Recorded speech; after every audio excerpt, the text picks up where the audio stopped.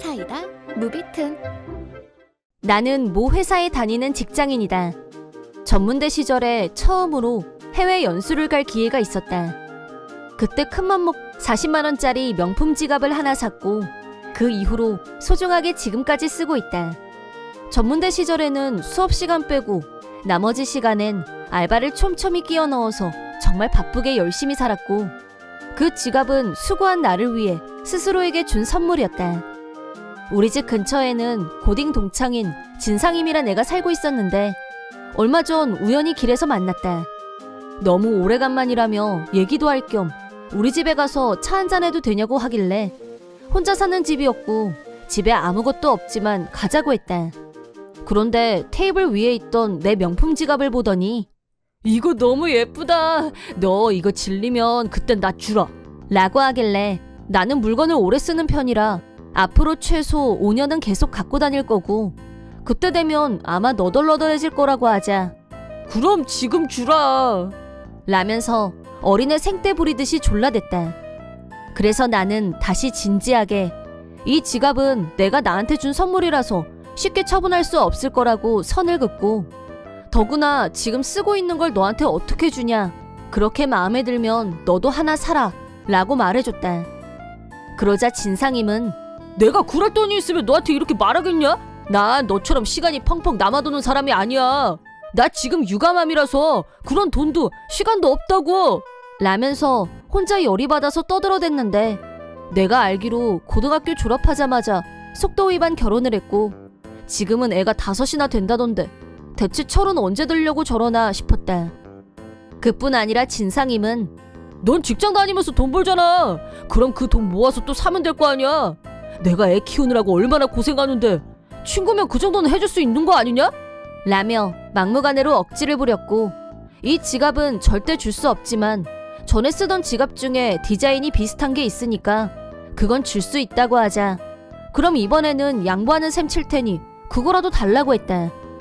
그 지갑은 백화점에서 5만 원 정도의 저렴한 가격으로 산 거였지만 마음에 들어서 산 거였고 내가 억지로 가져가라고 한 것도 아니니까 자기가 알아서 쓰든 말든 하겠지 하고 징징거리는 게 귀찮아서 방에서 지갑을 꺼내와서 줘버렸다.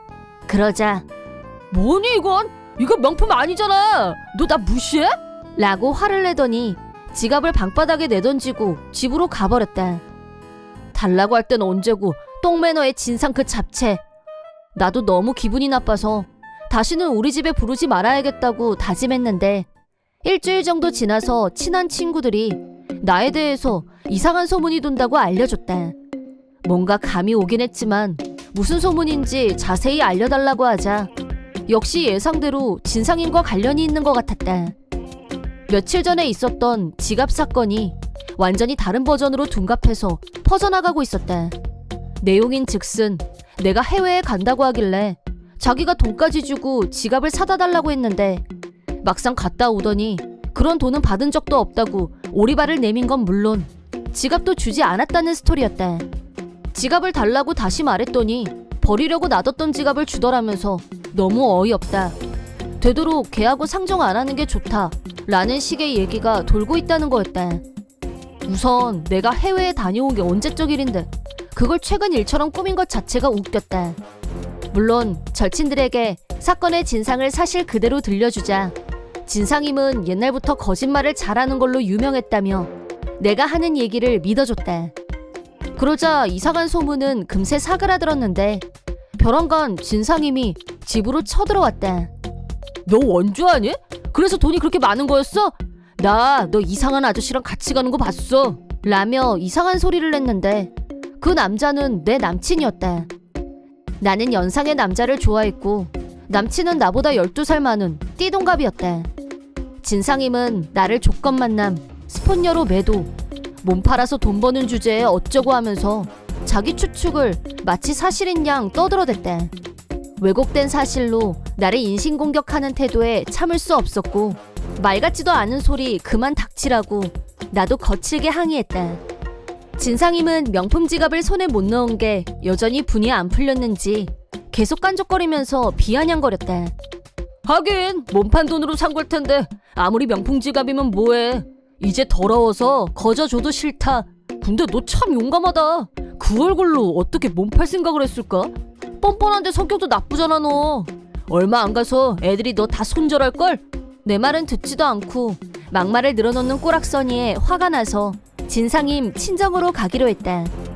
집도 알고 있겠다. 진상임 엄마한테 이 일에 대해 자세히 말씀드리자 자기 딸이 나한테 막말했다는 것에 충격을 받은 진상임 엄마는 바로 전화기를 꺼내서 진상임을 호출했다. 그리고 나한테 힘들게 해서 미안하다면서 진심으로 사과하셨다. 솔직히 진상임과는 달리 어머님은 좋은 분이었고 나도 웬만하면 이러고 싶지 않았는데 마음이 좋지 않았지만 말이 안 통하는 진상임을 저렇게 폭주하게 뒀다가는 더 큰일이 날 것 같아서 확실하게 차단할 수 있는 수단을 찾을 수밖에 없었다. 그리고 잠시 후 진상임이 왔는데 너 그렇게 민폐 끼치고 다닐래? 어? 왜 있지도 않은 사실을 떠들고 다녀? 당장 사과해! 라고 하시자 엄마는 누구 편이야? 난 맨날 애 보느라 정신없는데 얘는 명품 들고 다니고 자기 하고 싶은 것만 하고 약 올라서 그랬다 왜? 얘 자그마치 꽃뱀이야 꽃뱀. 남 등쳐먹는데 지갑 하나쯤 나한테 주면 어디가 돋나? 내가 아니라고 했지. 나 회사 다녀서 번 돈이고 그 남자는 내 남친이야. 내 남친은 내 개취거든? 내가 연애하는데 너 뭐 돼? 개취? 대박. 그런 아재 어디가 좋아? 너 진짜 답 없다. 라면서 나를 무시하는 발언을 했고 그걸 보고 있던 어머님이 분노 폭발. 너 그 입 안 닥칠래? 내가 너더러 임신도 생각을 하면서 가족 계획을 세우고 낳으라고 했지? 애미 말은 귓등으로도 안 듣고 정신없이 낳아댄 게 누군데 피해자 코스프레야? 너 솔직히 낳기만 했지 그 애들 지금 누가 키우니? 피해자 코스프레 할 거면 앞으로 네가 혼자 키워. 난 안 해. 자기 엄마가 손절 선언을 하자 진상임은 급 당황했고 이게 다 내 탓이라며 더 지랄 발광. 위자료 내놓으라는 말까지 나왔는데 웬 위자료? 무슨 근거로? 결국 자기 엄마한테 야단 맞고 조용해졌다. 친정 엄마가 알게 됐으니 친정 아버지가 알게 된 건 당연지사. 나한테 오셔서 미안하다며 위자료까지 건네주셨다. 그때 처음 진상임 결혼 생활에 대해 들었는데 남편 되는 사람도 부모님이 아무리 가족 계획을 세우고 책임질 수 있을 만큼만 애를 낳으라고 알아듣게 말해도 부부가 똑같이 말을 안 듣고 해마다 아이를 출산. 돈을 잘 버는 것도 아니었고 결국 여기저기서 돈을 빌려서 살다 보니 사는 게 점점 어려워질 수밖에 없었고 거의 피난민 밀려오듯이 친정으로 쳐들어왔다고 한다. 얹혀 사는 처지에 친정에 놀러온 줄 아는지 애들은 몽땅 친정 엄마한테 맡기고 진상인과 남편은 밖으로 놀러만 다녔다. 애들은 잔뜩인데 제대로 버릇을 가르치지 않아서 집안은 순식간에 쑥대밭으로 변했다. 온 집안이 낙서투성이에 고장나고 망가지고 너덜너덜. 그래도 귀한 손주들이란 생각에 참고 견뎠다고 하셨다. 진상임은 애를 낳기만 했지 제대로 키우는 꼴은 본 적이 없는데 그 입에서 육아 때문에 바쁘고 힘들고 어쩌고 하는 말을 듣는 순간 참고 있던 분노와 짜증이 터져나온 모양이었다.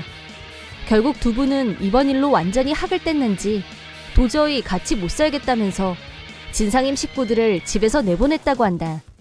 진상임은 애들을 데리고 허름한 아파트를 얻었고 처음으로 혼자서 애 5명을 키우게 됐는데 그동안 친정에서 살 때는 들지 않았던 방세, 식비, 광열비 등등 만만치 않은 생활비 때문에 극빈자로 전락.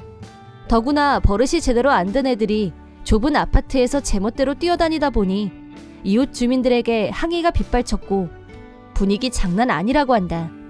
하루에도 몇 번씩 윗집, 아랫집, 옆집에서 조용히 하라고 고함치는 소리가 끊이지 않을 정도로 민폐 가족으로 등극. 그런 분위기이다 보니 남편은 진상임한테 네가 애들을 똑바로 못 키워서 이렇게 됐다면서 매일 싸운다고 하는데 언제 이혼해도 이상할 게 없을 정도라고. 하지만 진상임 부모님은 절대 도와주지 않겠다고 선언하셨고 앞으로 남은 건 육아 지옥뿐이지만 자업자득이란 말이 딱이란 생각이 든다. 이번 영상은 어떠셨나요? 재밌게 보셨다면 구독, 좋아요에 댓글까지 달아주시면 감사하겠습니다. 그럼 다음 영상에서 만나요.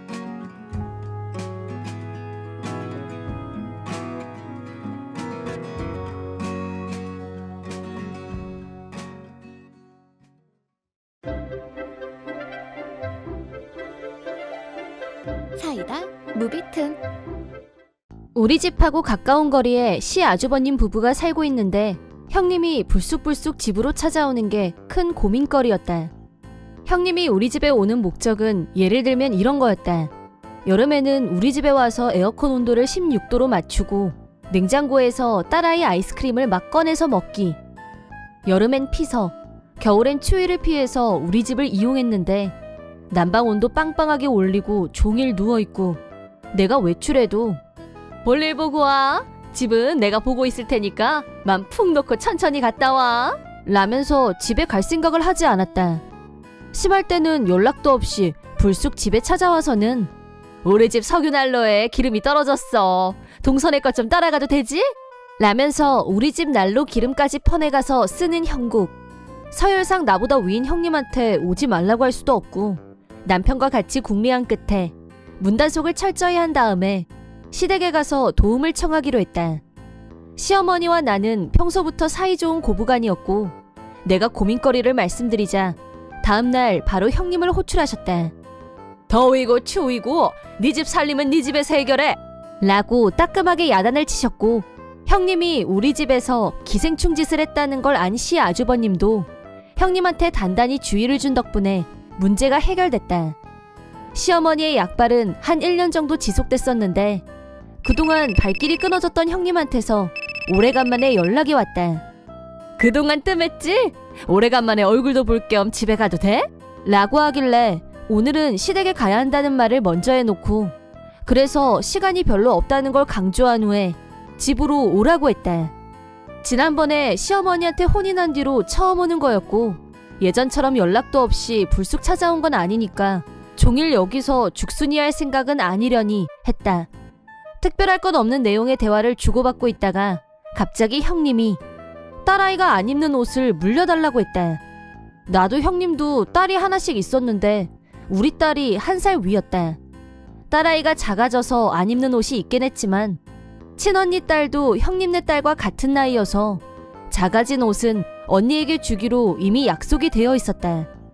형님한테 사실대로 사정을 말했더니 친언니만 식구고 나는 아니라는 거야? 너무 차별적이지 않아? 반씩 나눠서 주면 되겠네. 나한테도 줘! 라면서 억지를 부렸다.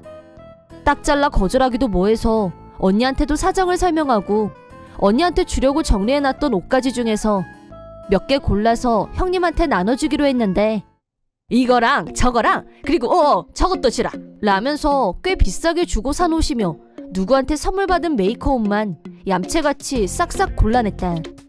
그 중에는 언니도 꼭 달라고 했던 옷이 있었는데 언니한테는 다음에 다른 옷 주면 되잖아. 오늘은 내가 일부러 발품까지 팔고 왔는데 내가 가져갈게. 거의 옷을 갈취하다시피 해서 좋은 옷을 다 골라갔다. 그러고도 성에 덜 찼는지 빨래 개놓은 걸 보고 딸아이가 지금 입는 옷까지 가져가려고 달려들었다. 이것도 메이커네. 나 이것도 가져가도 되지? 이건 지금 입는 옷이에요. 아직 형님 딸한테는 커요. 좀 크면 어때? 뒀다가 내년에 입히면 되지. 동선에는 이거 없어도 옷 많잖아. 한두 장 없다고 티도 안 날 텐데 뭘 그래? 라고 억척을 떨더니 가방에서 45리터짜리 쓰레기 봉투를 꺼내더니 옷가지들을 주워 담기 무섭게 누가 뺏으러 오는 것도 아닌데 총알처럼 튀어나갔다. 좋은 건 다 가져가고 저렴한 옷들만 남은 걸 보니 속상했지만 형님하고 대화해봤자고 진드기처럼 붙어서 집에 갈 생각을 안 하면 더 큰일이라 속은 상했지만 그냥 빨리 내보내는 게 상책이었다. 다행히 언니는 메이커 옷만 따지는 사람은 아니어서 며칠 후에 남은 옷을 가져다 줬더니 고맙다며 좋아했다. 옷을 싹쓸이해 간 후 형님한테서 연락이 없었기 때문에 한시름 놓고 있었는데 동네에서 우연히 마주친 적은 몇 번 있었다. 하지만 형님 딸이 내가 준 옷을 입은 건 한 번도 본 적이 없었다. 매번 비슷한 옷들만 입고 있어서 고개를 갸우뚱했던 적이 있었다. 그런데 그 옷에 담긴 비밀을 언니를 통해서 알게 됐다. 어느 날 언니가 할 얘기가 있다며 우리 집으로 찾아왔고 차를 마시며 수다를 떨고 있었다. 언니는 나한테 물려받기로 했던 헌옷의 반 이상을 형님한테 뺏겼다는 걸 알고 있었고 당근으로 조카한테 입힐 괜찮은 헌옷을 검색하다가 어디서 많이 본 듯한 옷들이 올라와 있는 걸 발견했다면서 나더러 한번 보라고 했다. 그걸 보고 깜놀했는데 그 옷은 틀림없이 내가 며칠 전에 형님한테 반강제로 뺏긴 우리 딸 옷들이었다. 메이커 옷들이었기 때문에 가격도 만만치 않게 설정되어 있었다. 그제야 내가 가졌던 의문의 실마리가 잡히는 것 같았다. 그렇게 욕심내고 가져가더니 왜 애한테 입히지 않았는지. 꼬리를 잡아야겠다는 생각에 언니와 나는 옷을 사고 싶다고 댓글을 남겼다. 바로 답장이 왔고 우리는 당근할 장소를 정했다. 접선 장소에는 언니 혼자 나가기로 하고 거사 당일 나는 조금 떨어진 곳에서 두 사람을 지켜보고 있었다. 결정적인 순간에 내가 나타나자 형님은 소스라치게 놀라면서 동서가 여긴 어떻게 왔어? 라며 당황해서 어쩔 줄 몰라 했다. 나는 틈을 주지 않고 이 옷들 전부 제 거 맞죠? 라고 묻자 동서가 나한테 줬으니까 이제 내 거지? 내 물건 내 마음대로 하는데 뭐 불만 있어? 라고 적반하장으로 나오길래 또 다른 한 사람을 이 자리에 불렀다. 비밀 병기로 시 아주버님이 등장. 사전에 상황을 설명하고 이 자리에 와달라고 미리 부탁해둔 상태였다. 시 아주버님의 등장에 좀 전과는 전혀 다르게 형님의 얼굴은 살색이 됐다. 형님을 향해서 시 아주버님은 공짜로 물려받은 옷을 가져다가 지금 뭐 하는 거야? 억지로 뺐다시피 했다더니 이러려고 그랬냐? 라며 화를 냈고 시 아주버님의 기세에 눌린 형님은 순순히 자백했다. 알고 보니 형님은 파친코에 갖다 바치는 돈이 상당했고 이번에 나한테 애옷을 억지로 뺏은 것도 유명 메이커 옷이라면 비싸게 되팔 수 있을 것 같아서였다고 털어놨다. 도박 때문에 진 빚이 얼만지 액수를 듣고 놀랐는데 카드 현금 대출을 500만 원씩 3번이나 빌린 상태였고 그게 다가 맞냐? 더 있는데 숨기는 거 아니냐? 라고 시 아주버님이 캐묻자 실은 다른 데서 더 빌렸는데 좀 있으면 시 아주버님이 상여금을 받으니까 그걸로 갚을 생각이었다고 말했다. 그럼 상여금이 나오자마자 다 없어질 텐데 들키면 어쩔 생각이었냐고 다시 묻자 뻔뻔하게도 그럴 경우 자기 부모님이 병이 나서 부모님께 보내드렸다고 할 생각이었다고 했다. 얘기를 다 들은 시 아주버님은 격노했고 일단 형님이 들고 온 옷을 나한테 다시 돌려주면서 정말 미안하게 됐다며 머리 숙여 사과했다. 그걸로 일단 그 자리는 마무리가 됐고 형님과 시 아주버님은 카페에서 먼저 나갔는데 집으로 돌아간 후 한바탕 난리가 났다고 한다. 이번 일이 있고 나서 시 아주버님은 혹시나 하고 처가에 전화를 했는데 형님은 시 아주버님이 아프다면서 친정 부모님한테도 돈을 빌려간 사실이 드러났다. 사실을 알게 된 친정 부모님은 당연히 격노했고 시 아주버님 집으로 달려왔는데 빌려간 돈 당장 내놔라 이런 입벌구. 특히 친정 어머니는 네가 그러고도 내 딸이냐며 머리끄덩이를 잡고 노발대발. 형님은 엉엉 울면서 잘못했다고 빌고 난리도 그런 난리가 없었다고 한다. 그 후 형님은 카드 빚 등을 자기 힘으로 갚기 위해 풀타임으로 파트 근무를 시작했고 카드 빚을 갚는 건 물론 나한테 민폐를 끼친 것에 대해서도 위자료를 지불하라고 시 아주버님이 단단히 일러둔 모양이었다. 하지만 일머리가 없는 형님은 제대로 못한다고 매일 직장에서 야단을 맞았고 직장 다니기 너무 힘들어서 그만두고 싶다고 시 아주버님 앞에서 하소연을 했다는데 그따위 하소연을 들어줄 상황도 아니고 시 아주버님은 자업자득이라고 일축한 후 만약 그만두면 이혼이라고 했다고 한다. 이제는 한가하게 파친코에 다닐 돈도 시간도 없어진 형님은 나를 찾아와서 징징거렸다. 내가 이렇게 부탁할게. 동서가 날 용서했다고 하면 우리 남편도 누그러질지도 모르잖아. 내가 요즘 사는 게 아니야. 남편한테 매일 혼나고 우울증 걸리기 딱이야. 부탁해.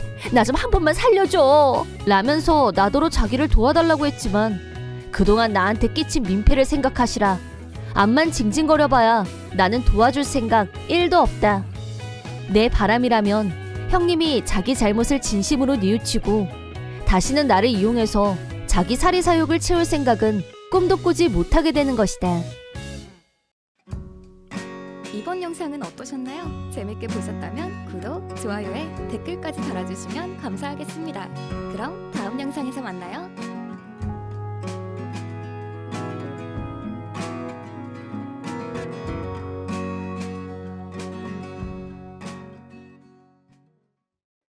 나는 아내와 딸과 3명이서 살고 있었다. 아내와 나는 재혼이었고 아내의 딸이 초등학생일 때 결혼했다.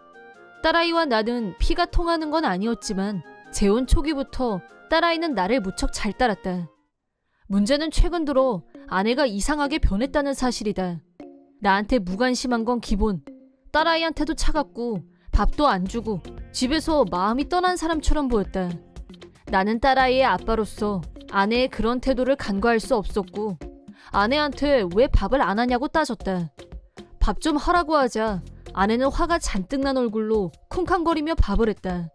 어느 날 퇴근하고 집에 도착한 시간이 저녁 7시쯤 됐는데 아내가 집에 없었다.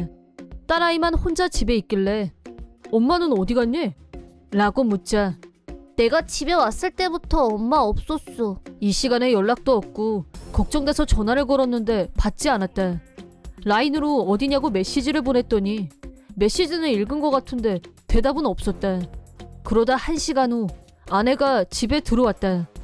어디 갔다 왔냐고 나도 모르게 화를 냈는데 집에 들어온 아내의 몸에서 낯선 향수 냄새가 났고 불길한 예감이 엄습했다. 하지만 딸아이가 옆에 있었기 때문에 그 부분에 대한 건 일단 넘어가기로 했다. 다음날 일부러 조금 일찍 일을 마치고 딸아이가 오기 전에 집에 도착했다. 딸아이가 없는 걸 다시 한번 확인한 후 아내에게 솔직하게 물어봤다. 당신 며칠 전에 어디 갔다 온 거야? 내가 어디 갔다 온 걸 일일이 말해야 돼? 친구 만났어. 거짓말하지 마. 그날 당신 몸에서 남자 향수 냄새 났던 건 어떻게 설명할래? 당신 바람 피우니? 그러자 아내는 바로 태도를 바꿔서 그래 맞아. 나 남친 생겼어. 당신보다 훨씬 괜찮은 남자야. 불륜을 순순히 인정한 것까진 좋았는데 부끄러움도 미안함도 없는 아내의 태도에 화가 나서 견딜 수가 없었다. 그리고 잠시 후 아내 입에서 더욱 뻔뻔한 발언이 나왔다.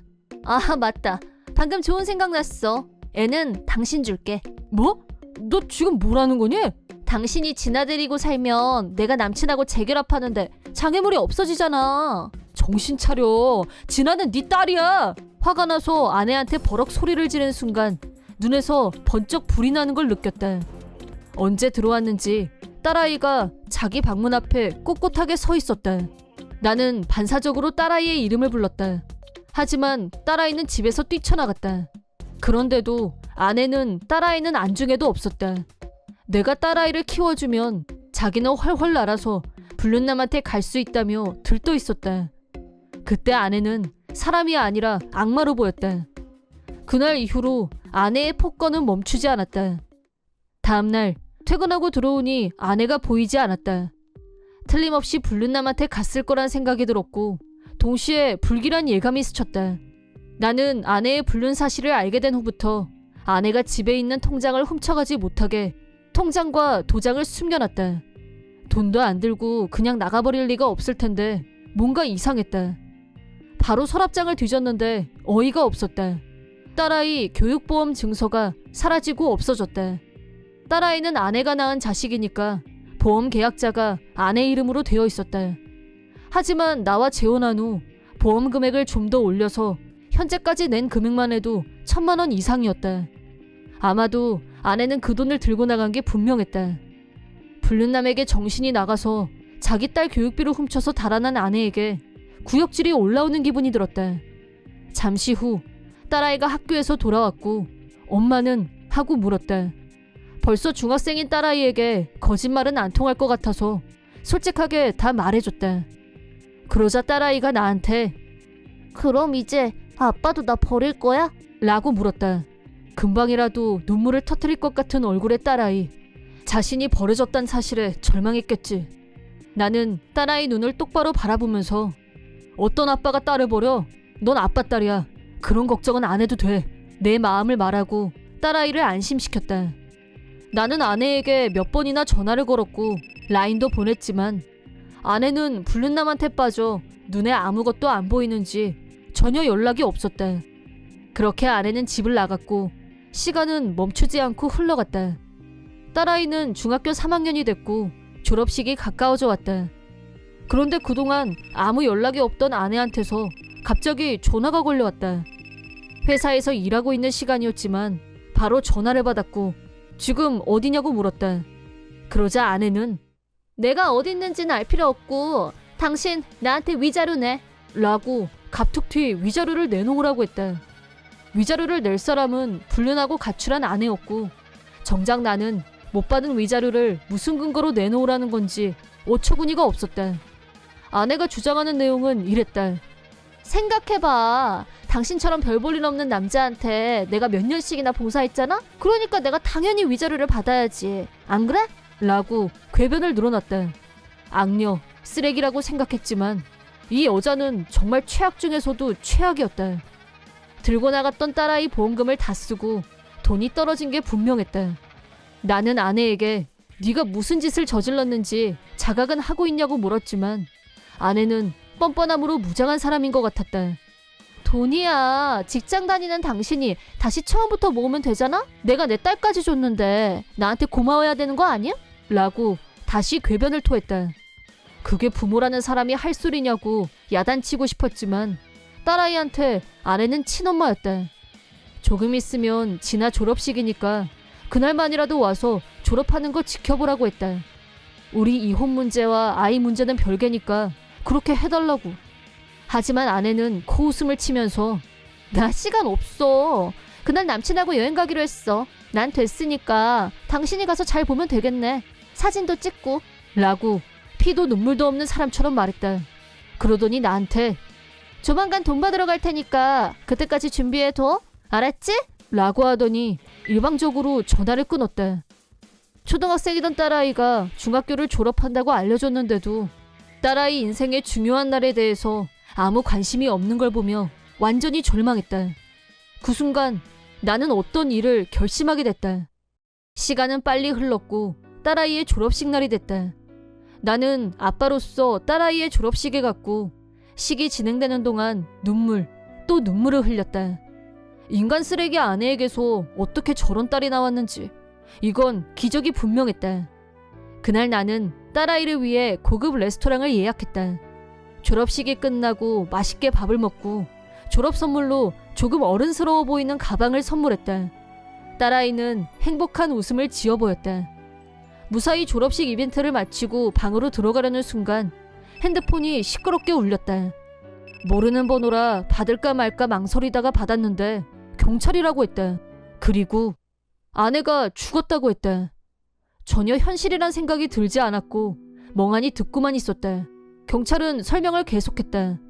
지방 어디에서 아내와 불륜남이 몰고 가던 차가 속도 위반을 했고 대형 트럭과 충돌하면서 즉사한 것으로 추정된다고 했다. 옆에서 내 얼굴만 쳐다보고 있는 딸아이에게 숨길 수 있는 일이 아닌 만큼 사실 그대로 말해줬다. 딸아이도 멘붕이 온 표정이었다. 정신없이 며칠이 더 지나갔다. 불륜남과 아내에게 위자료를 청구하고 이혼을 마무리하려고 했었는데 아내는 빈 육신으로 나에게 돌아왔다. 가족들만 불러서 조용하게 장례식을 마쳤다. 모든 절차를 마치고 난 후 딸아이가 마당 한 구석에서 혼자 울고 있는 걸 봤다. 내가 딸아이를 부르자 딸아이는 앞으로 자기 인생은 어떻게 되는 건지, 엄마는 죽고 새아빠한테는 버림받는 게 아닐까, 앞날이 걱정되고 두려워서 울고 있었다고 말했다.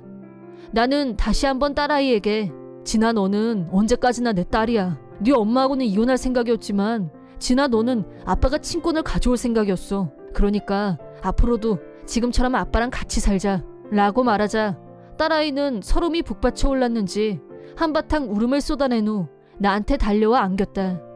딸아이는 그런 엄마지만 엄마는 죽었고 나한테 버려질 일만 남았다고 혼자서 속으로 겁에 질려 있었던 모양이었다. 내가 그런 일은 일어나지 않을 거라고 하자 비로소 안심하는 눈치였다. 그렇게 나와 딸아이는 둘이서 행복하게 살았다. 이번 사고로 불륜남도 같이 사망했다고 들었는데 불륜남의 시신을 인계하러 왔던 그 부모들이 나를 보더니 죄 지은 사람들처럼 고개를 푹 숙였다. 불륜남한테도 위자료를 청구할 생각이었지만 두 사람의 죽음으로 모든 일은 끝이 나버렸다. 하지만 어린 딸아이에게 씻을 수 없는 마음의 상처를 입히고 벌어지만도 못했던 두 사람의 죄를 생각하면 하늘이 무심하지 않다는 생각이 든다. 내 이름은 오수환. 다양한 종류의 요식업 사업을 하는 35살의 전문 경영인이다. 아내 가정회의 출산을 계기로 잠시 휴식 기간을 가졌지만 다행히 매출엔 아무 이상이 없었다.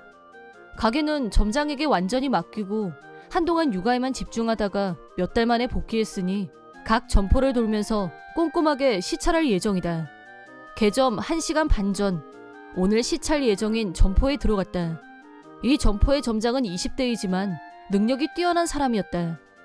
하지만 기가 약한 느낌이 드는 면이 있었다. 점포 내부를 꼼꼼히 둘러본 후 질문 시간을 가졌다.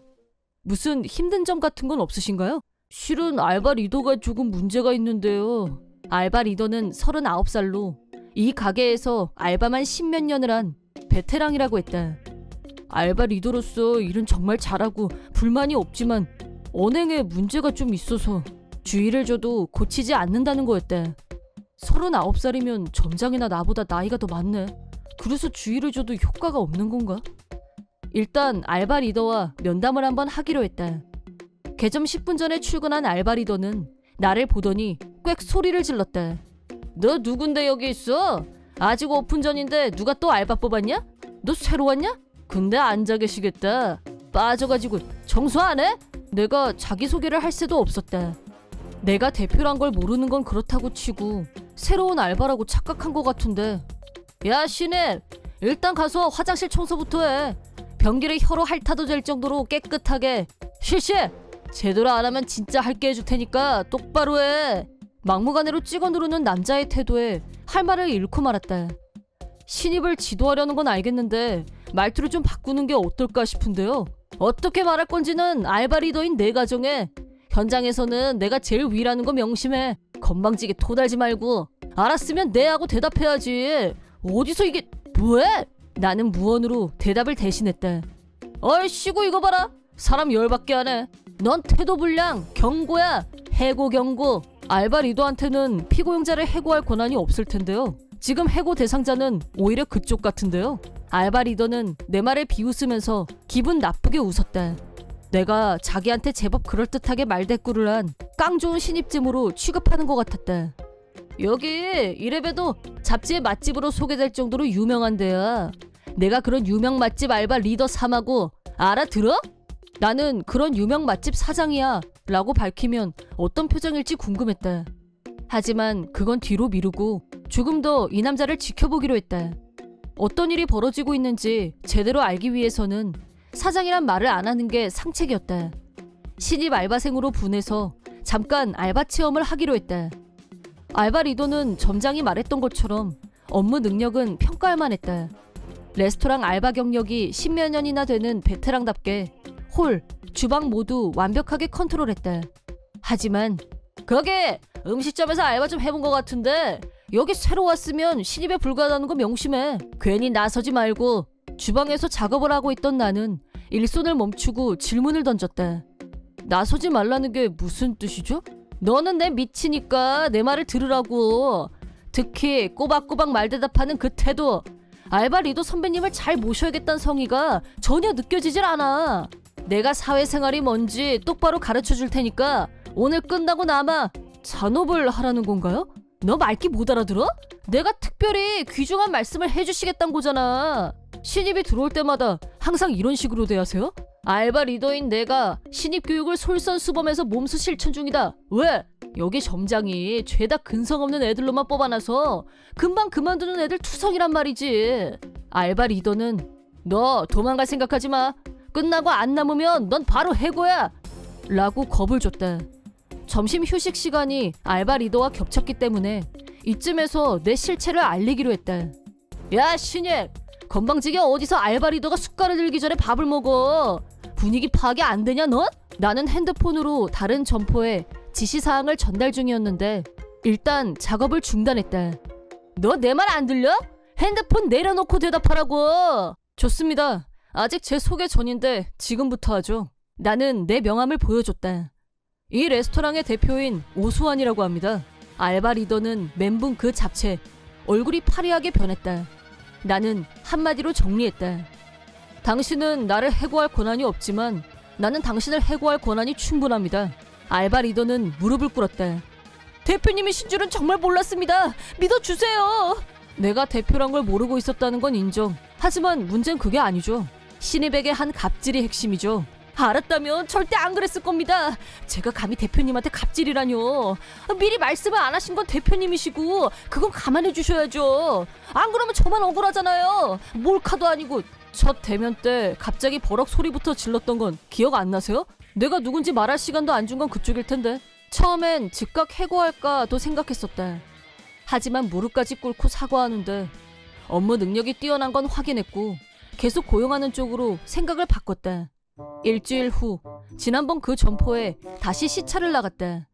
알바 리더가 잔뜩 기합이 들어있다는 보고를 들은 후였다.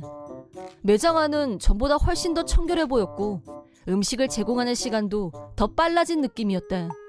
알바 리더가 목에 힘이 들어가서 자랑했다. 알바 리더인 제가 최선을 다해서 신입 알바생들을 지도하고 있습니다. 대표님도 만족하셨죠? 저를 자르지 않아서 다행이라고 생각하셨을 겁니다. 제가 무늬만 10수년 음식점 알바를 한 게 아니란 걸 증명해 보이고 싶었습니다. 전보다 나아진 것 같은 느낌이 들긴 했지만 그래도 어딘가 남아있는 미심쩍은 느낌적인 느낌. 다른 알바생들 표정이 어두운 게 영. 이제부터 영업 시작인데 벌써 피곤에 찌들어 보였다. 이건 또 뭐지? 사무실에서 점장을 불러서 물어보자 알바 리더가 시간 외 근무를 강요하고 있다고 했다. 예를 들면 30분 이상 일찍 출근하는 게 요식업계 상식이라고 주입한다는 거였다. 타임카드는 근무 일정대로 기재되어 있어서 서류만 확인했을 때는 전혀 발견하지 못했었다. 게다가 무보수 잔업도 강요하고 있다는 말을 듣고 알바 리더를 사무실로 불러서 두 사람에게 주의를 줬다. 앞으로 이런 행위는 절대 있어서는 안 됩니다. 점장은 알바생들에게 주의를 주었다고 한다. 하지만 여기서는 알바 리더가 영향력도 발언력도 강했다. 알바생들은 리더 말에 따랐다. 저는 다만 우리 가게를 위해서 투철한 정신무장 교육을 시켰을 뿐입니다. 그게 잘못입니까? 알바 리더는 그렇게 주장했다. 잘못이죠. 그것도 아주 큰 잘못입니다. 나 때는 다 그렇게 했고 전에 다녔던 것도 똑같이 했어요. 요즘 젊은 애들은 툭하면 힘들다 어쩐다 불만이 많은데 대표님도 나이는 저보다 어리잖아요. 그래서 이 바닥이 얼마나 치열한지 모르고 있다고요. 다른 데가 그렇다고 해도 우리 가게에서는 금지예요. 알바 리더는 앞으로는 조심하겠다고 대답했다. 대표님한테 인정받고 싶어서 제가 좀 과했던 것 같습니다.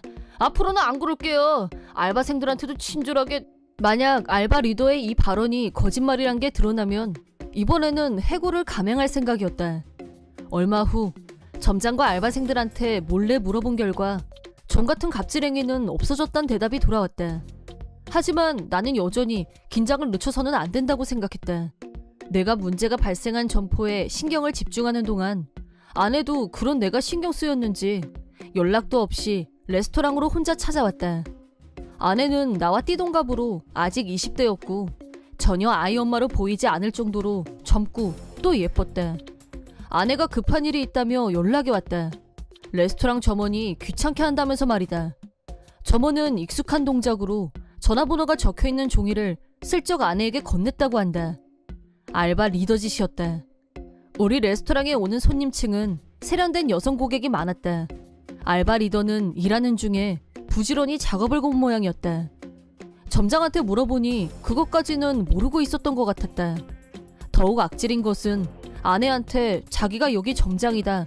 실은 체인점 대표이사라며 거짓말까지 했다는 사실이다. 여기 점장을 포함해서 전 종업원 중에 가장 나이가 많았으니 외모는 먹고 들어간 셈이다. 소중한 나의 아내에게 허튼 수작이라니 도저히 용서가 안 됐다. 단죄의 때가 온 것이다. 저 자식을 그냥 넌 해고야. 사이다 무비튼. 나와 남편은 재혼 커플로 서로 이혼 경험이 한 번씩 있다. 내가 전 남편과 이혼한 건 가정폭력이 원인이었고 남편은 전처가 불륜과 사채빚을 진 게 이혼 사유라고 했다. 남편과 나의 만남은 처음엔 한 와인바에서 옆자리에 앉으면서 가볍게 얘기를 나눴고 나중에 길거리에서 우연히 다시 만난 게 계기가 됐다. 그때는 이런 우연이 다 있네 하면서 서로 웃었고 자연스럽게 연락처를 주고받았다. 남편은 성실한 사람으로 우리는 서로 전 배우자에게 배신당한 상처와 이혼한 경험이 있다는 공통점을 발견한 후 허심탄회하게 자기 속 얘기를 하는 사이로 친분이 쌓여갔다. 그런 만남이 1년쯤 됐을 무렵 남편으로부터 프로포즈를 받았다. 결혼을 준비하는 과정에서 먼저 남편 부모님께 인사를 드리러 갔는데 우리 둘 다 이혼 경력이 있다는 게 마음에 안 들었는지 재혼을 탐탁치 않게 여기셨고 결혼을 하든 말든 알아서 하라고 퉁명스럽게 나왔다. 이미 충분한 어른이었던 우리는 비록 시댁의 반대가 있었지만 우리 뜻대로 결혼했고 부부가 되었다. 하지만 결혼 후로 시댁에서 자주 전화가 걸려왔는데 그때마다 듣기 거북한 소리를 반복해서 하셨다. 심지어 내가 임신을 했다, 아이가 태어났다고 말씀드렸을 때도 걔 내 아들 자식 맞아? 라고 했고 더 험한 말을 듣고 싶지 않아서 거리를 두게 됐다. 그런데 상황이 달라진 건 아들아이가 돌이 지나고 나서부터였다. 시어머니한테서 갑자기 전화가 걸려왔는데 목소리가 우는 것 같더니 연거푸 나한테 미안하다고 하면서 사과를 했다. 하지만 시어머니가 왜 우는지 알 수 없었고 일단 남편한테 전화기를 넘겼다. 시어머니는 남편한테 손주 얼굴을 한 번만 보게 해달라고 부탁하는 것 같았다. 지금까지 평생 안 볼 것처럼 굴더니 갑자기 왜 태도가 바뀐 건지 의아했고 이유를 묻자 남편의 전처가 관련된 것처럼 말씀하셔서 주말에 직접 찾아가서 자세히 얘기를 들어보기로 했다. 그리고 그 다음날 내 핸드폰으로 전혀 모르는 번호에 전화가 걸려왔다. 망설이다 전화를 받았는데 놀랍게도 상대는 남편의 전처였다. 전처는 내가 전화를 받자마자 당신 때문에 내가 둘째를 임신 못하잖아! 당장 내 남편 다시 돌려줘! 라며 옳토당토 않은 말을 했다. 혼자서 일방적으로 떠드는 소리를 듣고 있자니 근거도 맥락도 없는 말만 쏟아냈는데 최대한 일반적 언어로 해석하자면 원래 자기 남편인데 내가 뺏었으니 위자료를 내놓으라는 거였다. 우선 사실 왜곡이 심각했다. 내가 남편을 만난 건 이미 이혼한 후였다. 나를 상간녀 취급하는 태도는 용납할 수 없었고 자기 문제를 모두 내 탓으로 하는 것 역시 말이 안 됐다. 남편은 출근하고 없었고 이 여자를 상대할 가치가 없다고 생각한 나는 전화를 끊었다. 퇴근하고 온 남편한테 낮에 있었던 일을 얘기하자 깜짝 놀랐고 원래는 주말에 갈 생각이었지만 상황이 심각하다는 판단하에 즉시 시댁에 가기로 했다. 먼저 친정에 들러서 아이를 맡긴 후 남편과 나만 시댁으로 갔다. 시부모님은 나한테 정말 미안하다며 그동안 말하지 않았던 사실을 털어놓으셨다. 알고 보니 전처는 남편과 이혼한 후에도 시댁에 가끔 아이를 데리고 찾아왔었다고 한다. 이혼은 했지만 자기들 손녀인 건 변함없는 사실이었고 선물이며 용돈 등 손녀 사랑도 여전했다. 그건 우리가 간섭할 일이 전혀 아니지만 전처는 시댁에서 내가 임신했다는 말을 들었고 그러자 남편이 자기 말고 다른 여자를 좋아하거나 임신을 시킬 리가 없다면서 틀림없이 내가 불륜을 했고 다른 남자애를 임신했을 거라고 계속 말했다고 한다. 설상가상으로 전처는 내가 남편과 불륜을 한 게 이혼 사유였다고 하면서 나 때문에 갈라선 거라고 거짓말로 두 분을 속였고 그래서 두 분은 나를 처음부터 미워했다는 거였다. 사실이 밝혀져서 기쁘다고 할 상황은 아니었지만 시부모님이 나를 미워하는 이유가 뭔지 영문을 몰라서 계속 답답했었는데 확실한 이유를 알게 되자 기분은 후련했다. 그리고 생각지도 못했던 험한 일이 시댁에 일어났다고 말씀하셨다. 시부모님은 노후 자금으로 만들어 놓은 통장이 하나 있는데 두 분이 모르는 사이에 매달 150만 원씩 몇 달에 걸쳐서 카드 대금이 지출된 이력이 있다는 것을 최근에야 알았다고 한다. 그래서 은행에 가서 확인해 봤더니 사용하지 않는 신용카드에서 지출됐다는 사실을 알게 됐다. 그 카드는 1년 전에 한 친구분이 만들기만 해달라고 부탁해서 만들어 놓은 카드였고 가지고 다니지도 않고 서랍에 넣어둔 것 같은데 카드에 발이 달린 것도 아니고 이해가 안 갔다고 한다. 노인 둘이 사는 집에 아들 부부는 발길을 끊었고 드나드는 사람이라고는 남편의 전처 정도. 카드 지출 내역을 조사해보니 집 근처에 있는 가게들을 중심으로 여기저기 안 다닌 곳이 없었고 사용자가 전처라는 합리적인 의심이 성립됐다. 그래서 전처를 불러서 차근차근 따졌더니 자기 짓이라고 인정은 했지만 변명이라고 늘어놓는 게 황당 그 자체. 남편과는 헤어졌지만 계속 딸의 어머니, 할아버지인 건 변함없지 않냐면서 자기는 권리가 있고 계속 카드를 쓰겠다는 식으로 말했다는 거였다.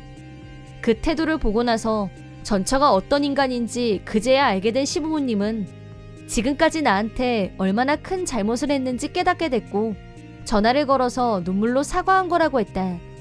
말씀은 고마웠지만 그렇다고 지금까지 들었던 모욕적인 발언을 없었던 걸로는 할 수 없는 법. 하루아침에 없었던 일로 하고 사이좋게 잘 지냅시다. 그렇게 바로 넘어가기는 힘들었다. 하지만 사정을 듣고 나서 두 분이 전처에게 가스라이팅 당했다는 걸 이해했고 전처럼 화나고 거부감이 드는 마음은 많이 수그러들었다. 시부모님은 그동안 우리에게 못할 짓을 한 것 같다면서 진심으로 후회하셨고 우리가 원하는 대로 따르겠다고 반성하시는 걸 보고 태도에서 진심이 느껴졌다. 그동안의 행동은 전처가 조정하는 대로 움직였다는 게 명백했고 나는 두 분의 사과를 받아들이겠다고 말씀드렸다. 그 말에 두 분은 감격한 나머지 나한테 절까지 하면서 다시 미안하다고 하셨다.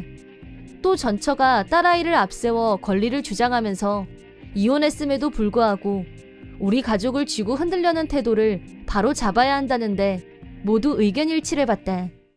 예상했던 대로 전처는 시부모님으로부터 돈을 우려낼 수 없게 되자 나한테 병적으로 연락을 해댔고 하루에 최소 30번 이상 전화 고문을 하면서 그 사람 진짜 속마음은 나랑 재결합하고 싶어 한다. 당장 이혼하고 꺼져라. 버텨봐야 버림받고 더 비참해질 거라는 내용의 음성 메시지를 남겼다.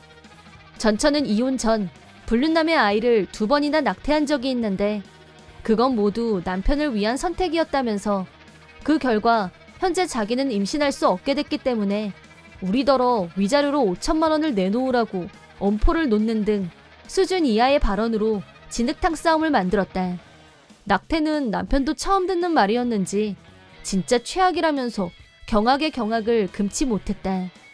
이유를 불문하고 2번이나 낙태를 했다면 다시 아이를 낳을 수 없는 몸이 되는 건 어쩔 수 없다는 생각이 든다. 시부모님을 포함해서 우리가 다 같이 내린 결론은 갈수록 억지 주장을 키우는 전처를 고소하는 거였다. 특히 시부모님의 카드를 몰래 가져다 쓴 것은 범죄 행위가 분명했고 먼저 경찰에 신고했다. 그러자 전처는 왜 경찰이 나를 잡으러 와? 내가 뭘 잘못했는데?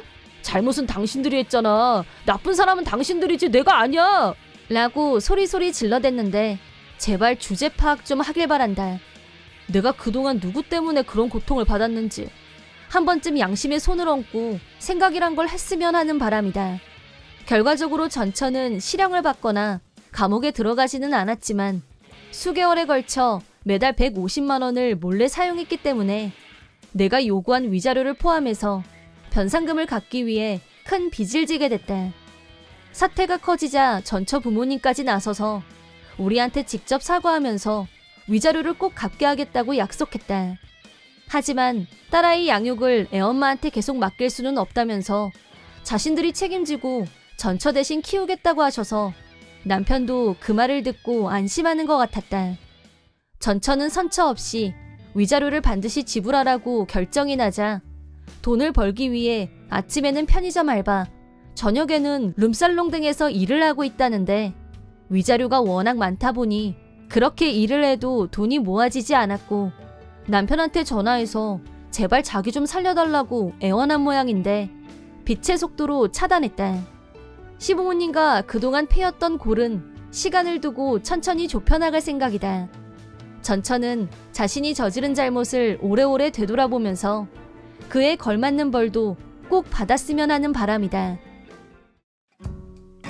이번 영상은 어떠셨나요? 재밌게 보셨다면 구독, 좋아요에 댓글까지 달아주시면 감사하겠습니다. 그럼 다음 영상에서 만나요.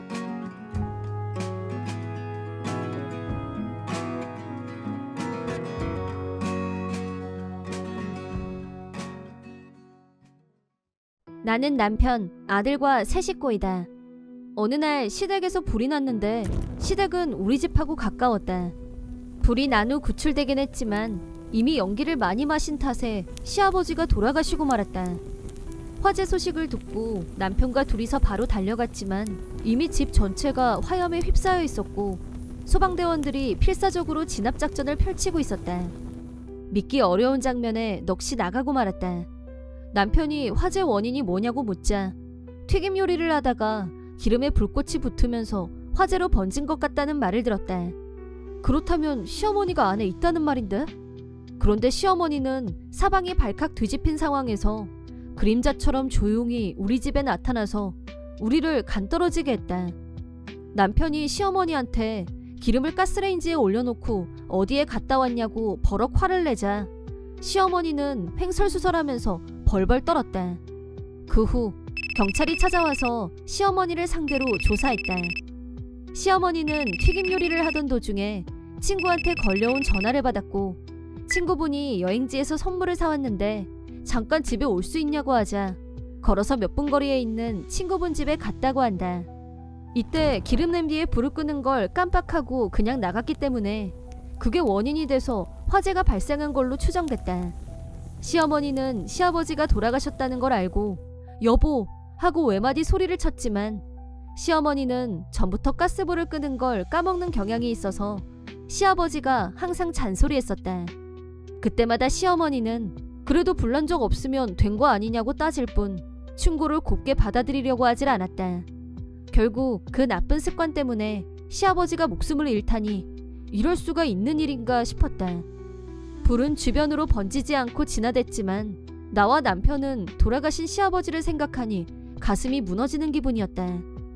남편은 시어머니한테 아버지가 그동안 얼마나 많이 주의를 줬냐며 화를 냈고 시어머니는 나라고 이렇게 될 줄 알았겠냐며 울고불고 의미 없는 대화를 듣고 있자니 나도 힘들었다. 결혼 후 시아버지한테는 사랑을 많이 받았었다. 우리 결혼을 반대했던 시어머니를 커버해 주셨고 나와 남편이 잘 어울리는 한 쌍이라며 흐뭇해하셨다. 손자에게는 해마다 생일, 크리스마스에 선물을 주시는 자상한 할아버지였다. 그래서 솔직히 왜 하필 좋은 사람인 시아버지가 화를 입은 건지 억울한 생각마저 들었다. 시어머니 말로는 최근에 시아버지가 몸이 계속 안 좋아서 그날도 침대에 누워 있었다고 한다. 약을 먹고 잠을 잤고 잠이 깊이 들었던 탓에 불이 난 것도 늦게 알았고 피할 시간도 없었던 건 아닌지 조금만 빨리 구조됐다면 무사할 수도 있었을 텐데 안타까운 마음을 추스르기 힘들었다. 가족끼리 조용히 시아버지의 장례식을 치르고 난 후 나에게 시련이 시작됐다. 새로운 문제가 부상된 것이다. 장례식 후 시어머니는 이제 갈 곳이 없으니 우리 집에 와서 살겠다고 했다. 마침 너희가 이렇게 가까운 곳에 집을 지어서 얼마나 다행이니? 내 방은 남향으로 볕이 잘 드는 방으로 부탁한다. 짐 옮기는 건 내가 직접 하기 어려우니까 너희가 연락해서 사람 부르고 알았지? 우리가 허락도 하기 전에 자기 멋대로 남양방을 내놓으라는 말부터 하는 게 어이가 없었다. 그동안 시어머니는 이루 헤아릴 수 없이 많은 갑질을 해왔던 장본인이었다. 시어머니 때문에 화상을 입은 적이 있었다. 뜨겁게 달궈진 기름을 내 다리에 은근슬쩍 실수를 가장해 쏟아붓는 바람에 큰 화상을 입고 구급차에 실려갔었다. 그때 입은 중도의 화상으로 피부가 다 벗겨졌고 여전히 다리에 상흔이 남아있다. 또 한 번은 시어머니가 마당에 잡초를 뽑으라며 시댁으로 나를 호출한 적이 있었다. 내가 풀을 뽑고 있을 때 시어머니는 나갔다 오겠다며 차에 탔는데 갑자기 내 쪽으로 후진을 해서 시어머니 차에 깔릴 뻔했다. 다행히 그때마다 남편이 나서서 시어머니를 응징해줬었고 최근에는 발길을 끊는 게 좋겠다고 해서 시댁에 가지도 않았었는데 동거라니 숨통이 조여오는 기분이 들었다.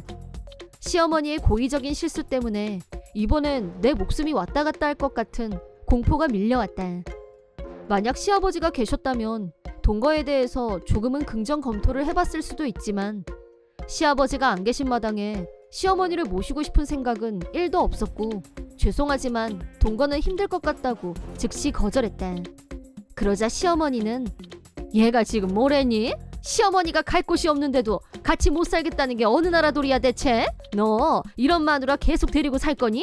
당장 이혼해! 라고 남편한테 명령했다. 나를 내쫓으면 남편 명의로 된 집이니 자기 집인 양 마음 편하게 살 수 있을 거라고 생각한 게 분명했다. 하지만 남편은 그동안 시어머니가 나한테 했던 각종 악덕 행위를 잘 알고 있었고 같이 살게 되면 어떤 위험이 도사리고 있을지 충분히 이해하고 있었기 때문에 정신 차리세요.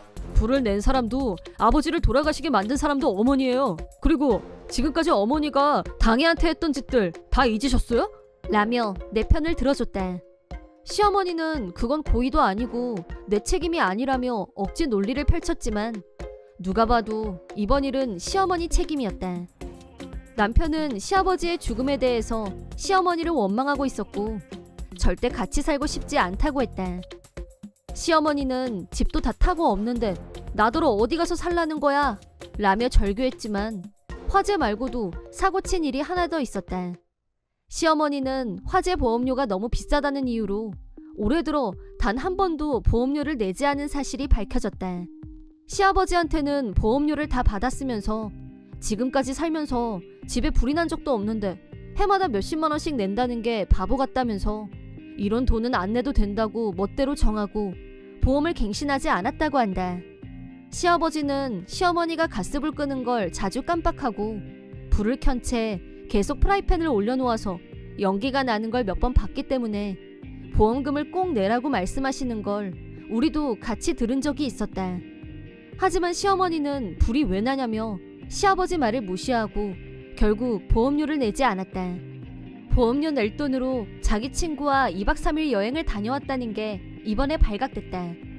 화재보험에 가입한 적이 없으니 보험료도 당연히 들어올 게 없었다. 시어머니는 우리 집에 들어와서 살면 된다고 안일하게 생각했던 모양이다. 우리 집은 시어머니가 말한 것처럼 반년 전에 완성된 새 집이었다. 아들 내서 산다고 자랑이라도 하려고 했던 게 아닐까. 하지만 우리가 거절했기 때문에 시어머니는 당장 갈 곳이 막막했다. 처음 얼마간은 시어머니 처지를 동정한 친구분들이 자기 집에 와 있게 해줬지만 사실은 화재 보험금을 안 내고 그 돈으로 여행을 갔다 왔다는 게 알려지자 모두 자업자득이라며 점점 등을 돌렸다.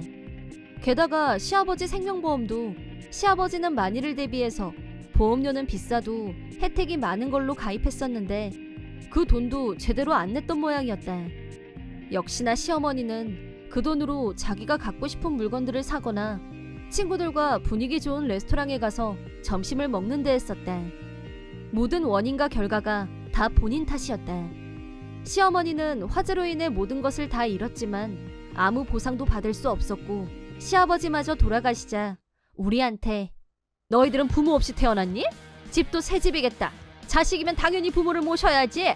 라면서 우리한테 쫓아와서 매달렸지만 남편이 본인 잘못으로 아버지 돌아가시게 한 반성은 1도 없으시네요. 앞으로 우리 집에 얼씬도 하지 마세요. 끝입니다. 손절이다 이 말입니다.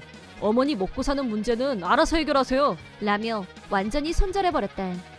남편이 시어머니를 못 버리고 모시고 살자고 하면 어쩌나 걱정했었는데 남편이 나서서 시어머니를 손절하는 걸 보고 마음이 놓였다.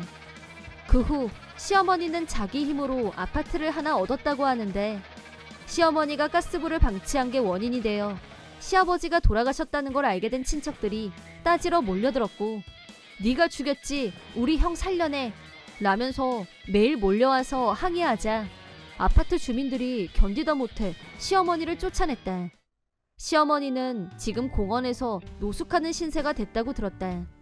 매일 공원에서 자고 편의점 쓰레기통을 뒤져서 먹을 걸 찾고 다닌다는 소문도 들리고 몰골이 완전히 거지꼴이 됐다는 말도 들었지만 동정의 가치가 느껴지지 않는다. 나를 몇 번이나 위험하게 만들었고 결국 부주의로 시아버지를 돌아가시게 만든 대가로 죽을 때까지 벌 받는 게 마땅하다고 본다. 나는 남편과 중학교 3학년인 딸과 함께 살고 있었다. 몇 달 전부터 딸아이가 가고 싶어하는 놀이공원에 갈 계획을 세우고 있었고 딸아이는 놀이공원에 가는 날을 손꼽아 기다리고 있었다. 그러던 어느 날 가까운 곳에 살고 계신 시부모님이 밥을 먹으러 오라고 하셔서 셋이서 같이 시댁에 갔는데 시어머니가 점심은 초밥을 주문해뒀다면서 나더러 가서 받아오라고 하셨다. 어머님이 초밥을 주문하신 적이 없었는데 갑자기 웬일인가 하면서 시어머니가 시키는 대로 초밥을 찾으러 갔다. 초밥을 받아서 다시 시댁에 왔는데 집안 분위기가 이상해진 느낌을 받았다. 우선 현관에 아까는 없었던 신발 2켤레가 현관에 벗어져 있었다. 우리 말고도 다른 사람 누가 또 올 예정이었나? 손님 대접하려고 초밥을 주문하신 건가? 하면서 거실로 들어갔는데 거실에는 서울에 살고 있는 시동생과 여친으로 보이는 젊은 여자가 앉아 있었다. 하지만 딸아이의 모습이 보이지 않았고 남편한테 딸아이는 어디 있냐고 물었더니 걔 사춘기 티 내는지 삐져서 나가버렸어. 애가 어디 가는지 말도 안 하고 나가버렸는데 걱정도 안 하고 있다는 게 기가 막혔다. 옆에서 시동생은 애가 갈수록 버릇이 없어지는 것 같아요 라면서 자기 여친하고 낄낄거리며 웃었다. 그때 내가 발견한 건 남편과 시동생 주변에 뭉텅이로 떨어져 있는 딸아이의 머리카락이었다. 무언가 예감이 좋지 않았고 일단 시댁에서 나왔다. 그러자 모르는 번호로 전화가 걸려왔고 전화를 받자 근처 편의점 직원이라면서 우리 딸이 울면서 편의점 앞에 있는 철로에 뛰어들려는 걸 발견하고 달려나가서 사고 나기 직전에 구출했고 지금 편의점 안에서 보호하고 있다고 했다. 게다가 차림이 너무 이상해서 혹시 무슨 일을 당한 게 아닌가 하는 의심이 든다는 직원의 마지막 말에 가슴이 덜컥 내려앉았다. 나는 정신없이 편의점으로 달려갔다. 내가 도착하자 딸아이는 울면서 달려와 나한테 안겼다. 딸아이는 넘어졌는지 양쪽 무릎이 벗겨지고 피가 흐르고 있었다. 하지만 나를 경악하게 만든 건 딸아이의 머리카락이었다.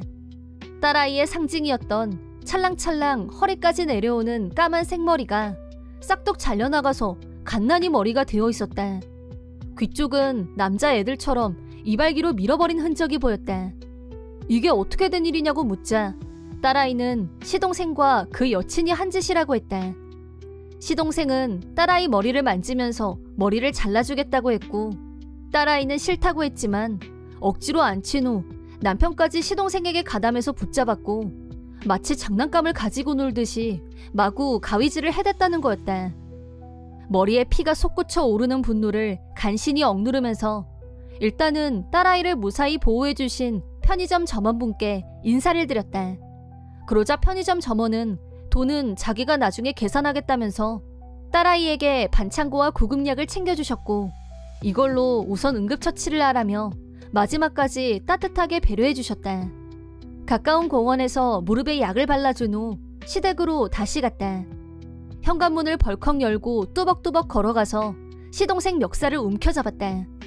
네가 뭔데 남의 귀한 딸 머리를 저꼴로 만들어? 당신은 그러고도 아빠야? 말리지는 못할 망정 거들었다면서! 내가 언성을 높이자 시어머니가 뒤에서 리모컨으로 내 머리를 때렸다. 넌 뭔데 내 아들들을 잡아? 일껏 머리 깎아줬더니 어디서 행패야? 깎아주겠다는데 왜 싫다고 난리를 쳐? 라며 아들들 역성을 들었다. 내가 화를 내자 오히려 딸아이를 나무랐고 그걸 듣고 있으려니 더 열이 뻗쳤다. 내 친정오빠는 인기 헤어 디자이너였고 딸아이는 놀이동산 가기 전에 오빠 미용실에 가서 예쁘게 머리 손질을 받을 예정이었다. 그런데 그 말을 듣고 전문학원 수료를 마치고 갓 미용사로 취직한 시동생이 자기가 잘라주겠다고 설치고 나서면서 사달이 난 거였다. 하지만 딸아이는 우리 오빠한테 딴머리를 주문할 예정이었기 때문에 자르지 말라고 강력하게 거부했지만 하지 말라는 말에 더 자극을 받은 시동생이 가위를 들고 왔고 삼촌 말 들으라며 남편이 거들고 시어머니는 똑바로 앉으라며 딸아이를 붙잡고 그 사이 시동생은 일반 가위로 딸아이 머리를 잘라버린 거였다. 잘려나간 자기 머리를 보고 딸아이가 항의하자 어른 셋이 딸아이를 야단치고 윽박지른 것도 모자라 시동생이 요즘 유행하는 상고머리를 연습하고 싶다면서 이발기를 머리에 댔다. 쥐가 뜯어먹은 머리 모양이 된 딸아이는 충격을 받고 시댁에서 뛰쳐나간 거였다. 전말을 듣고 나니 살인이 왜 일어나는지 알 것 같았다. 그런데도 이 인간들은 딸아이가 몸부림을 쳐서 그렇게 된 거라며 딸아이 탓을 했다. 본인이 싫다는데 무슨 자격으로 남의 머리를 자르는 건데? 가위 들고 내 손으로 시동생 머리를 박박 잘라버리고 싶었다. 하지만 그보다 딸아이를 이런 곳에 1초라도 더 두고 싶지 않았고 딸아이를 데리고 시댁에서 나와 곧장 오빠와 부모님이 있는 친정으로 향했다. 친정에 도착한 후 연락을 받고 일하다 말고 집에 온 오빠는 딸아이를 보더니 경악했다. 부모님이 분노한 건 말할 것도 없었다. 오빠는 샵에 가서 도구를 들고 왔고 인류 미용사의 솜씨를 발휘해서 세련된 커트로 스타일 변신을 시켜주자 딸아이의 얼굴에 웃음이 돌아왔다. 하지만 오빠는 같은 미용사로서 있을 수 없는 일이라며 여전히 분노했다.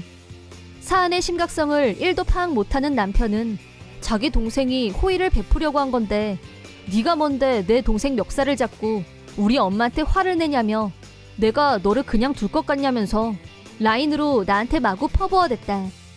나는 멍청한 남편과 이혼할 결심을 했다.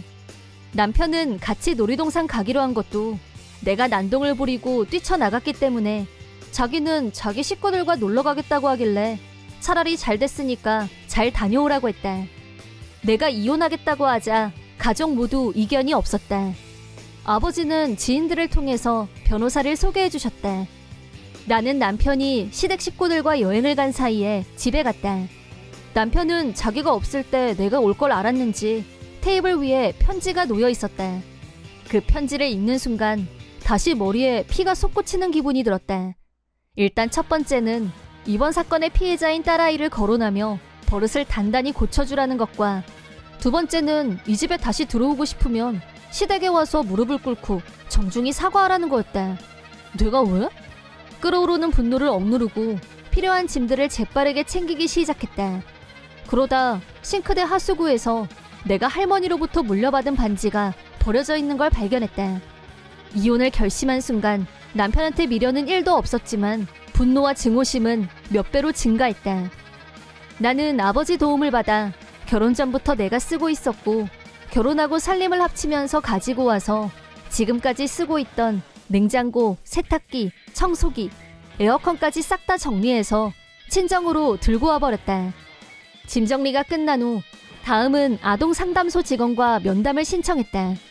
시동생과 시어머니, 남편이 딸아이에게 저지른 일에 대해 얘기하면서 딸아이가 자기 머리를 얼마나 소중히 여겨왔는지, 그런 딸아이에게 저들이 어떤 만행을 저질렀는지에 대해 증거 사진을 제시했다. 충격을 받은 딸아이가 철로에 뛰어들려고 했던 일까지 모두 말했다. 내가 얘기를 마치자 담당자가 자기도 같은 또래의 딸을 키우고 있다면서 만약 자기 딸이 가족들에게 그런 일을 당했다면 자기도 견디기 힘들 것 같다면서 내 심정이 어떨지 충분히 공감해줬다. 모든 준비를 마친 나는 변호사를 통해 남편에게 위자료와 이혼을 요구, 시동생과 시어머니에게도 위자료를 청구했다. 며칠 후 여행을 마치고 돌아온 남편은 집안에서 가전제품이 사라지고 변호사 사무실에서 청구서가 도착하자 광분했다.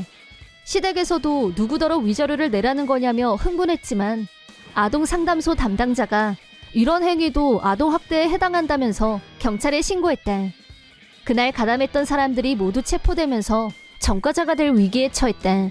경찰 조사 후 시동생은 겨우 취직한 직장에 이번 일이 알려지면서 사춘기 중학생 여자아이 머리를 함부로 자른 행위는 폭력이란 이유로 자격증을 박탈당했다면서 광분했다.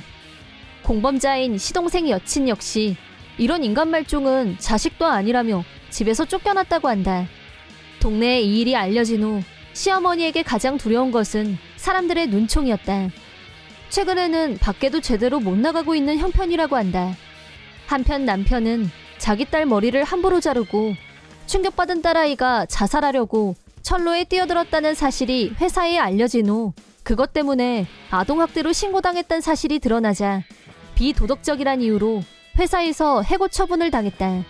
궁지에 몰린 남편은 내가 사과할게. 우린 그냥 장난으로 그런 건데 걔도 지금은 화가 나 있겠지만 아빠랑 진짜 헤어지고 싶겠어? 좀 지나면 화 풀리겠지. 나 좀 용서해줘. 라면서 무마를 시도했지만 너 같은 쓰레기를 누가 아빠라고 부르고 싶겠냐며 일깨워준 후 이혼을 확정지었다.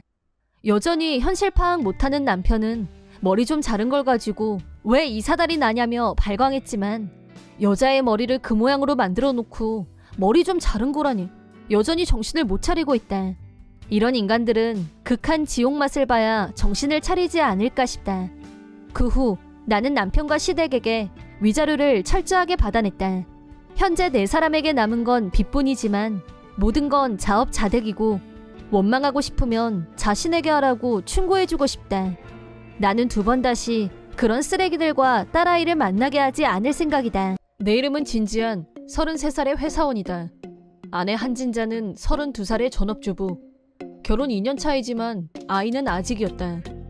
모처럼 일이 일찍 끝나서 동료와 한잔할 생각으로 번화가를 걷고 있었다. 그러다 우연히 아내가 어떤 남자의 팔짱을 끼고 호텔에서 나오는 걸 목격했다. 나는 두 사람을 향해 다가갔고 핸드폰으로 증거사진을 찍는 것도 잊지 않았다. 불륜남은 나를 보더니 파랗게 질려서 쏜살같이 달아났다. 아내를 데리고 집으로 오긴 왔는데 아내는 미리 준비해둔 것처럼 변명을 늘어놨다. 당신이 취해서 잘못 본 거야. 착각한 거라니까? 술은 마시러 가지도 못했거든? 불륜남에 대해 물었지만 아내는 입을 열려고 하질 않았다. 입 안 열면 방법이 없을까봐 흥신소 고용해서 조사하면 다 나와. 하지마. 그 사람한테 절대 피해주면 안 돼. 피해를 입은 사람은 나거든? 어이상실 그 잡채. 좋아, 그렇다 이거지? 당신 하는 거 보니까 답은 하나네. 당장 이혼해. 안 돼 그건. 난 이혼 싫어. 아내는 마침내 불륜남에 대해 입을 열었다. 다음날 불륜남 집과 직장이라는 디자이너 사무실로 전화를 걸었다.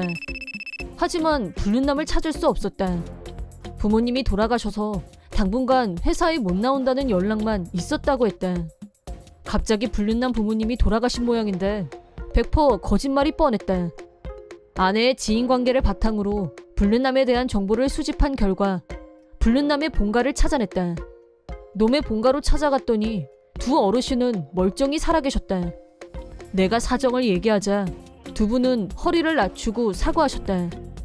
하지만 정작 불륜남 본인은 도망 중으로 연락이 닿지 않았다. 며칠 후 불륜남의 부모님한테서 연락이 왔다.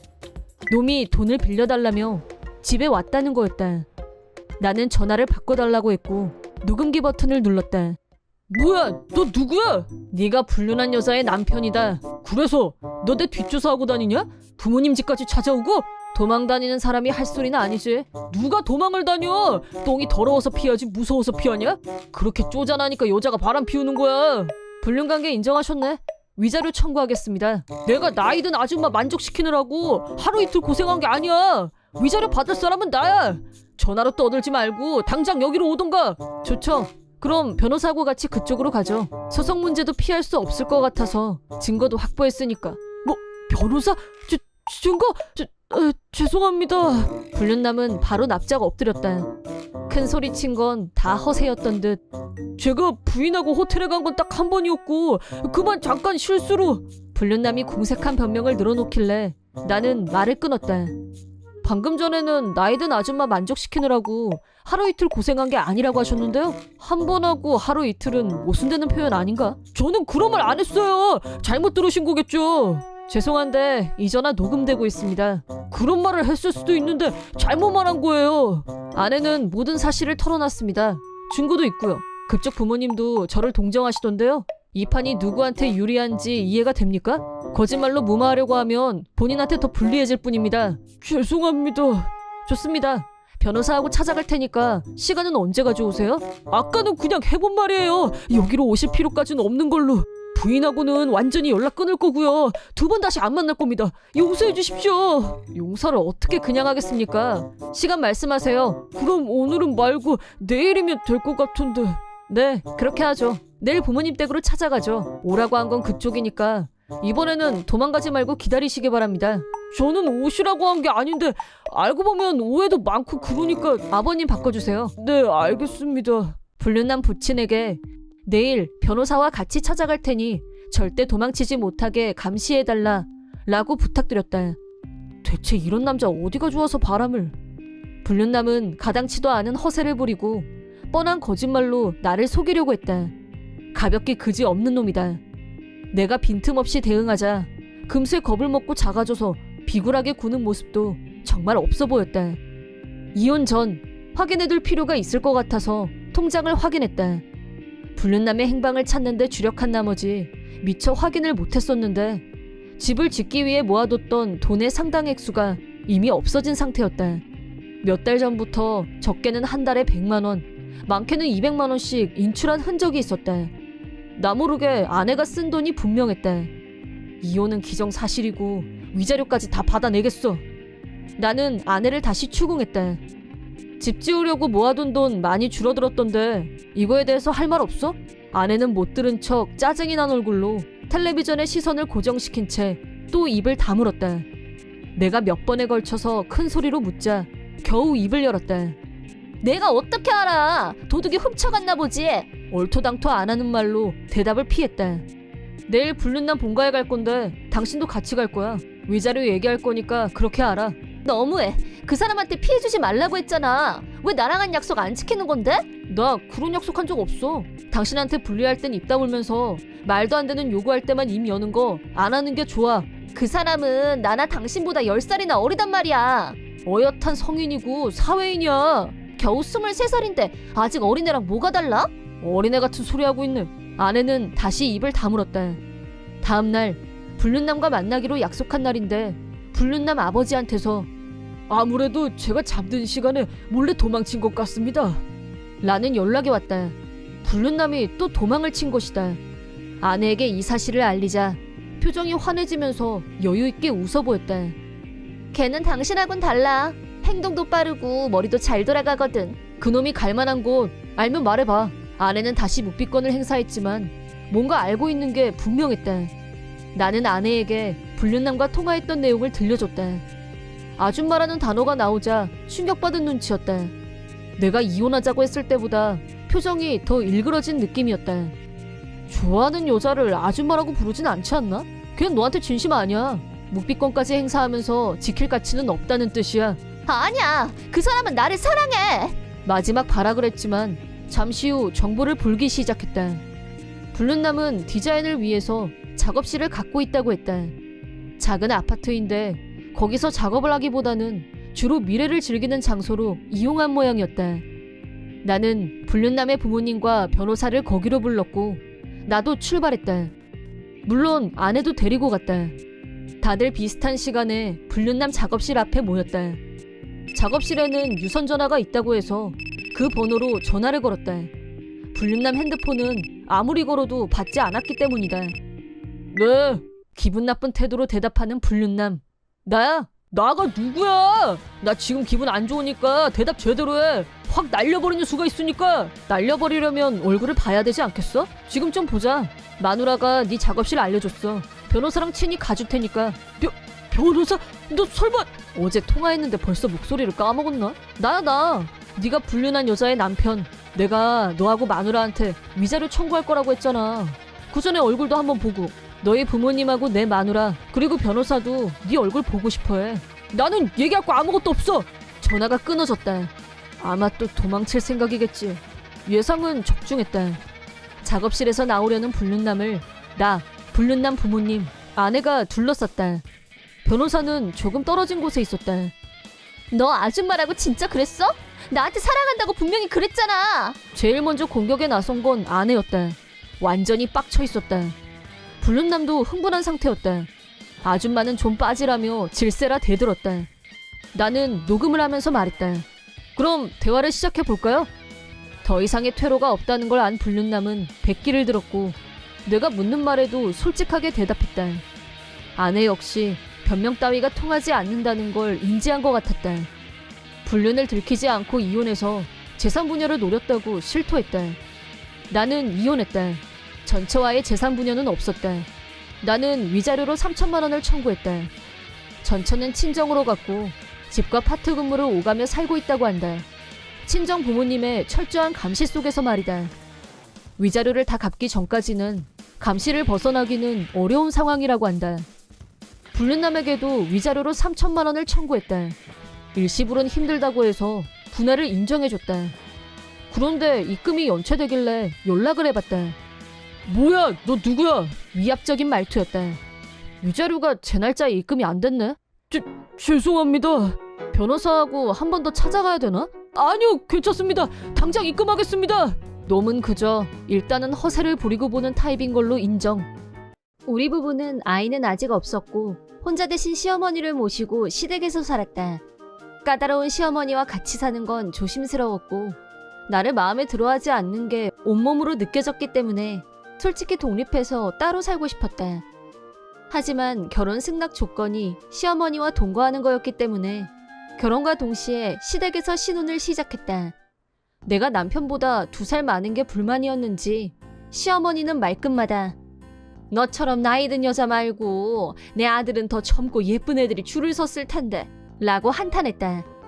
나이만 들먹이는 게 아니라 모든 일거수일투족에 토를 달면서 내 생각에는 충분히 맛있게 된 요리도 맛이 없다는 이유로 입에 대지도 않고 바로 싱크대에 쏟아버렸다. 남편이 있는 데서는 삼갔지만 나한테 대놓고 내 아들이 하루빨리 정신을 차려야 되는데 라고 노래를 불렀다. 상황이 이렇다 보니 독립하고 싶다고 몇 번이나 남편한테 말했지만 남편은 시아버지도 안 계신데 우리가 여기서 나가면 시어머니는 완전히 혼자 남는데 그럴 수는 없다면서 내 의견은 전혀 고려하지 않았다. 하지만 나는 이런 생활에 매일 스트레스가 쌓여갔고 규칙적이던 생리가 불규칙하게 변하면서 아이가 생기지 않는 결과로 이어지고 말았다. 하지만 부친 문제는 시어머니의 불만사항이었고 내 탓으로 돌리며 나만 보면 하루에도 몇 번씩 쓸모없는 것, 화자품이라고 했다. 눈만 마주쳐도 그런 말을 계속 들어야 하는 숨막히는 생활. 스트레스는 더욱 커져갔고 생리불순도 갈수록 심각해졌다. 남편은 내 몸을 걱정하는 게 아니라 어쩌다 생리를 하면 한숨을 쉬었다. 작정하고 괴롭히는 시어머니보다 방관적인 남편이 더 나를 힘들게 했다. 나는 어떻게 해서든 호르몬 밸런스를 정상으로 돌려서 꼭 임신해야겠다는 강한 의지를 갖게 됐다. 그래서 병원을 찾아갔는데 예상하지 못했던 결과를 듣게 됐다. 내 몸속에 암세포가 자라고 있다는 거였다. 의사는 앞으로 나한테 일어나게 될 일들에 대해 말했지만 나는 너무 큰 충격을 받은 상태라 제대로 들리지도 않았다. 집으로 돌아가는 내내 넋이 나가 있었다. 집에 도착한 후에도 손 하나 까딱할 수 없었다. 시어머니가 언성을 높이며 잔소리를 했지만 폭언조차 들리지 않을 정도로 충격에서 헤어나오지 못하고 있었다. 퇴근하고 돌아온 남편에게 중요한 얘기가 있으니 방으로 들어오라고 한 후 오늘 암 선고를 받았다는 말을 했다. 그러자 남편은 나를 자기 품에 안아주면서 괜찮을 거야, 분명히 고칠 수 있어 라며 위로해줬다. 남편의 따뜻한 위로는 감동이었다. 일단 지금은 최대한 안정을 취하는 게 좋겠다는 남편의 배려에 안심했다. 시어머니한테는 적절한 때가 오면 자기가 직접 말씀드리겠다고 하길래 나는 남편의 뜻에 따르기로 했다.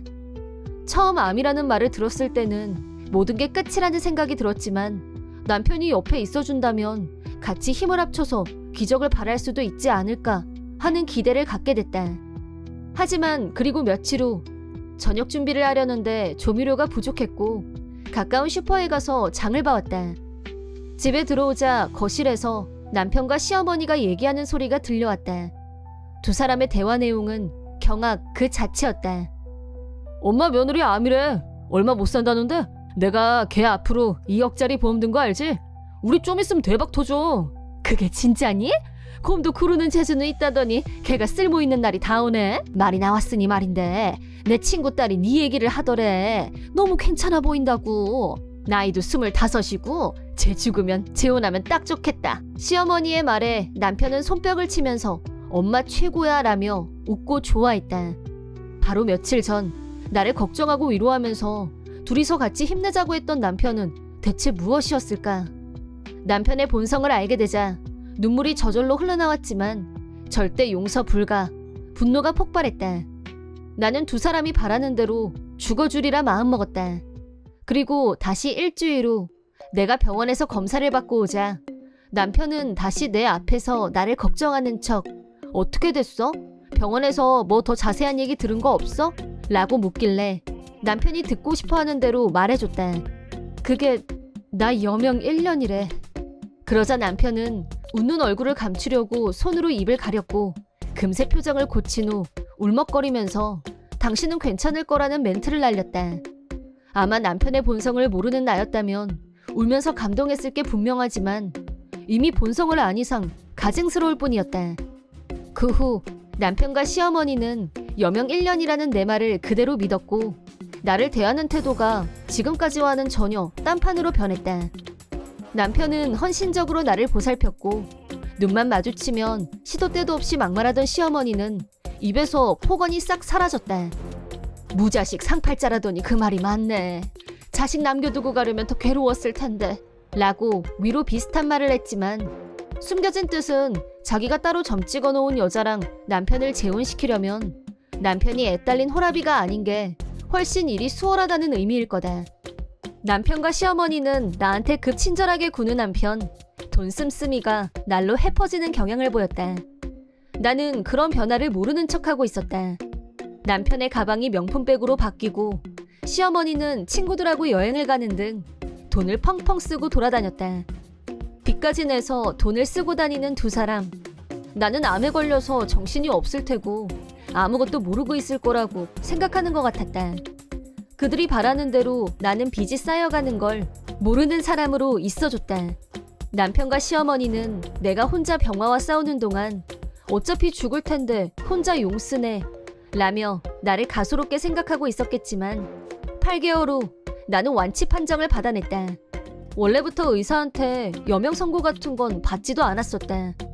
남편의 본성을 알고 난 후 곧 내가 죽을 거라고 말해준 것뿐이었다. 처음 암이라는 말을 들었을 때는 이제 곧 죽겠구나 하는 생각이 들었던 건 사실이다. 의사는 아직 할 수 있는 치료가 많이 남아있다고 했지만 나에게는 죽음이란 단어가 너무 크게 다가왔고 두려움밖에 없었었다. 하지만 나의 죽음이 남편의 기쁨이 될 줄이야. 죽음보다 더 끔찍한 건 현실이었다. 그래서 나는 이 현실을 남편과 시어머니에게 돌려주리라 결심했다.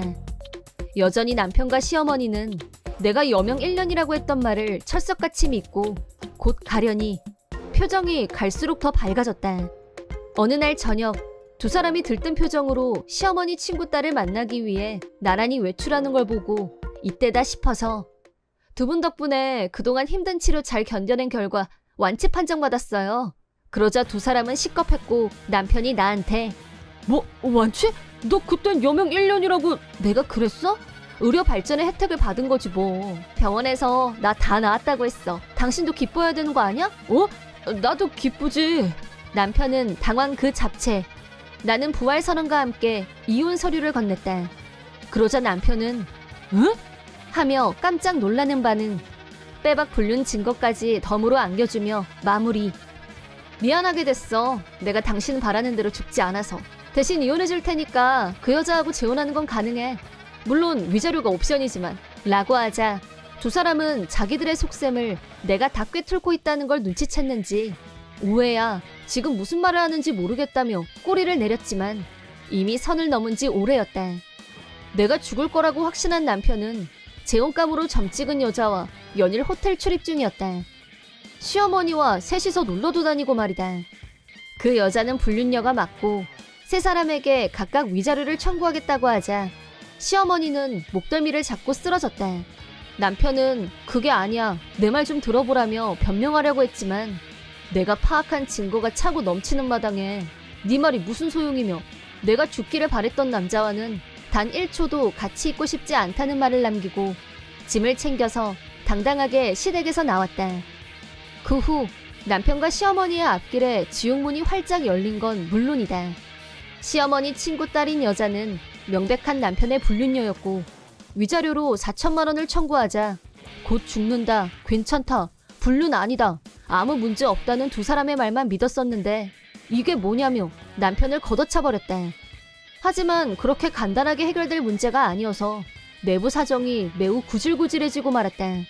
게다가 내 보험금만 들어오면 바로 해결된다고 믿고 미리 펑펑 써댄 돈이 무려 5천만 원을 넘어버렸다. 하지만 들어올 보험금이 없으니 갚을 길도 막막했고 결국 집을 내놓는 신세가 되고 말았다. 두 사람은 현재 집도 절도 없는 신세. 남편이 다니는 회사에 나하고도 잘 아는 분이 있는데 그분한테 이번 일에 대해 자세하게 말씀드렸더니 곧 회사에서 모르는 사람이 하나도 없게 됐고 순식간에 인간 쓰레기로 불리게 되었다. 마지막의 정점은 이혼이었다. 불륜녀 측에서는 그 부모 되는 사람들이 찾아와서 조용히 지나갔으면 한다면서 위자료를 전액 일시급으로 지급했다. 자기들 딸은 멀찌감치 떨어져 있는 시골 친척집에 보내버렸다고 한다. 남편은 회사에서 잦은 사표를 내지 않을 수 없을 만큼 정신적인 압박을 받았다고 한다.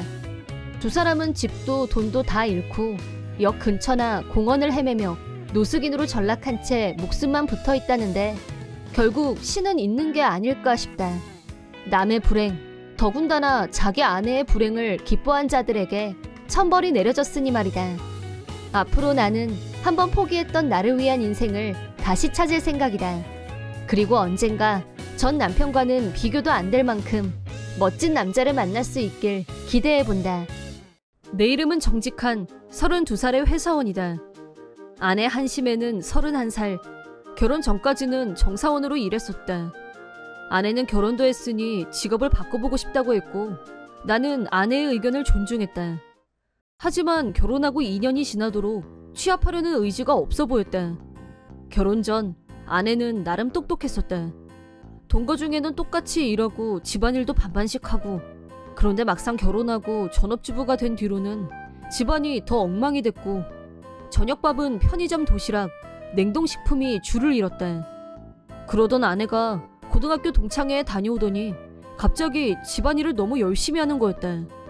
아내의 변화는 기쁘다기보다는 꺼림칙한 느낌이 더 강했다. 이유는 2년이 넘도록 나와 장인, 장모가 아무리 주의를 줘도 전혀 움직이지 않던 사람이 왜 갑자기? 게으름 빼면 시체였던 아내가 갑자기 내 도시락까지 싸는 열정주부로 거듭난 것이다. 이유가 뭔지 의심할 수밖에 없었다. 설마 이 여자 바람난 거 아닐까? 합리적 의심. 하지만 바람이 나면 갑자기 차가워진다는 게 일반론인데 좀 안 맞는 것도 같고, 아내는 정반대로 성실하고 자상하게 변한 게 이상했다. 결국 아내의 핸드폰을 스캔했다. 아내는 천성적으로 허술해서 비밀번호는 쉽게 풀렸다. 일단 눈에 띈 것은 동창회 이후 특정인과 연락을 주고받는 횟수가 부쩍 늘어났다는 사실이다. 상대의 이름이 이니셜로 되어 있어서 이름도 성별도 파악하기 힘들었다. 하지만 대화 내용으로 유추해볼 때 불륜이 확실했다. 아내는 이런 문장을 꽤 반복해서 보내고 있었다. 그날은 오래간만에 만족감 높은 밤을 보냈던 것 같아. 그때 일이 떠오를 때마다 네가 보고 싶어져. 마음만 달려가는 게 아니라 내 몸도 너를 원하는 것 같아. 남편과는 비교도 할 수 없을 정도로 대만족이었어. 결정적 단어는 빠져 있었지만 이 정도면 무슨 짓을 했는지 짐작이 가고도 남았다. 고딩 동창회에서 동창놈하고 눈이 맞았군. 갑자기 열이라는 주부가 된 건 바람 피우는 거 안 들키려고 그런 건가? 상대도 기혼자로 보였고 잠깐의 불장이 분명했다. 나는 이 증거를 들고 변호사를 찾아가 상담했다. 변호사는 어렵게 말을 꺼내면서 죄송하지만 이 정도 증거로는 부인께 위자료를 받아내고 이혼하긴 힘듭니다. 아내가 직접적인 표현을 쓰지 않은 것, 불륜남 이름을 이니셜로 저장해둔 건 나름대로 방어 전략이 먹힌 것 같았다. 호텔에 들어가는 사진이라던가 좀 더 확실한 증거가 필요합니다. 보안 사항을 조언한 변호사는 나한테 이런 말도 했다. 만약 부인이 나 불륜했다 그렇게 쉽게 인정할 성격이면 증거는 없어도 되는데. 아닐 거예요. 전업한다고 하고서 2년이 넘도록 집에서 뒹굴뒹굴했거든요. 말과 행동이 다르다는 말씀인데 불륜한 사람들은 기본적으로 시치미를 떼죠. 상황이 자기가 거액의 위자료를 물어줘야 할 판이 되면 철저하게 증거를 숨기고 은닉하려고 들 거예요. 불륜남도 마찬가지고요.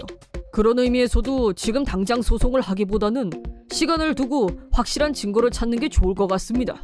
알겠습니다. 흥신소에 의뢰해서 확실하게 증거를 잡도록 하겠습니다.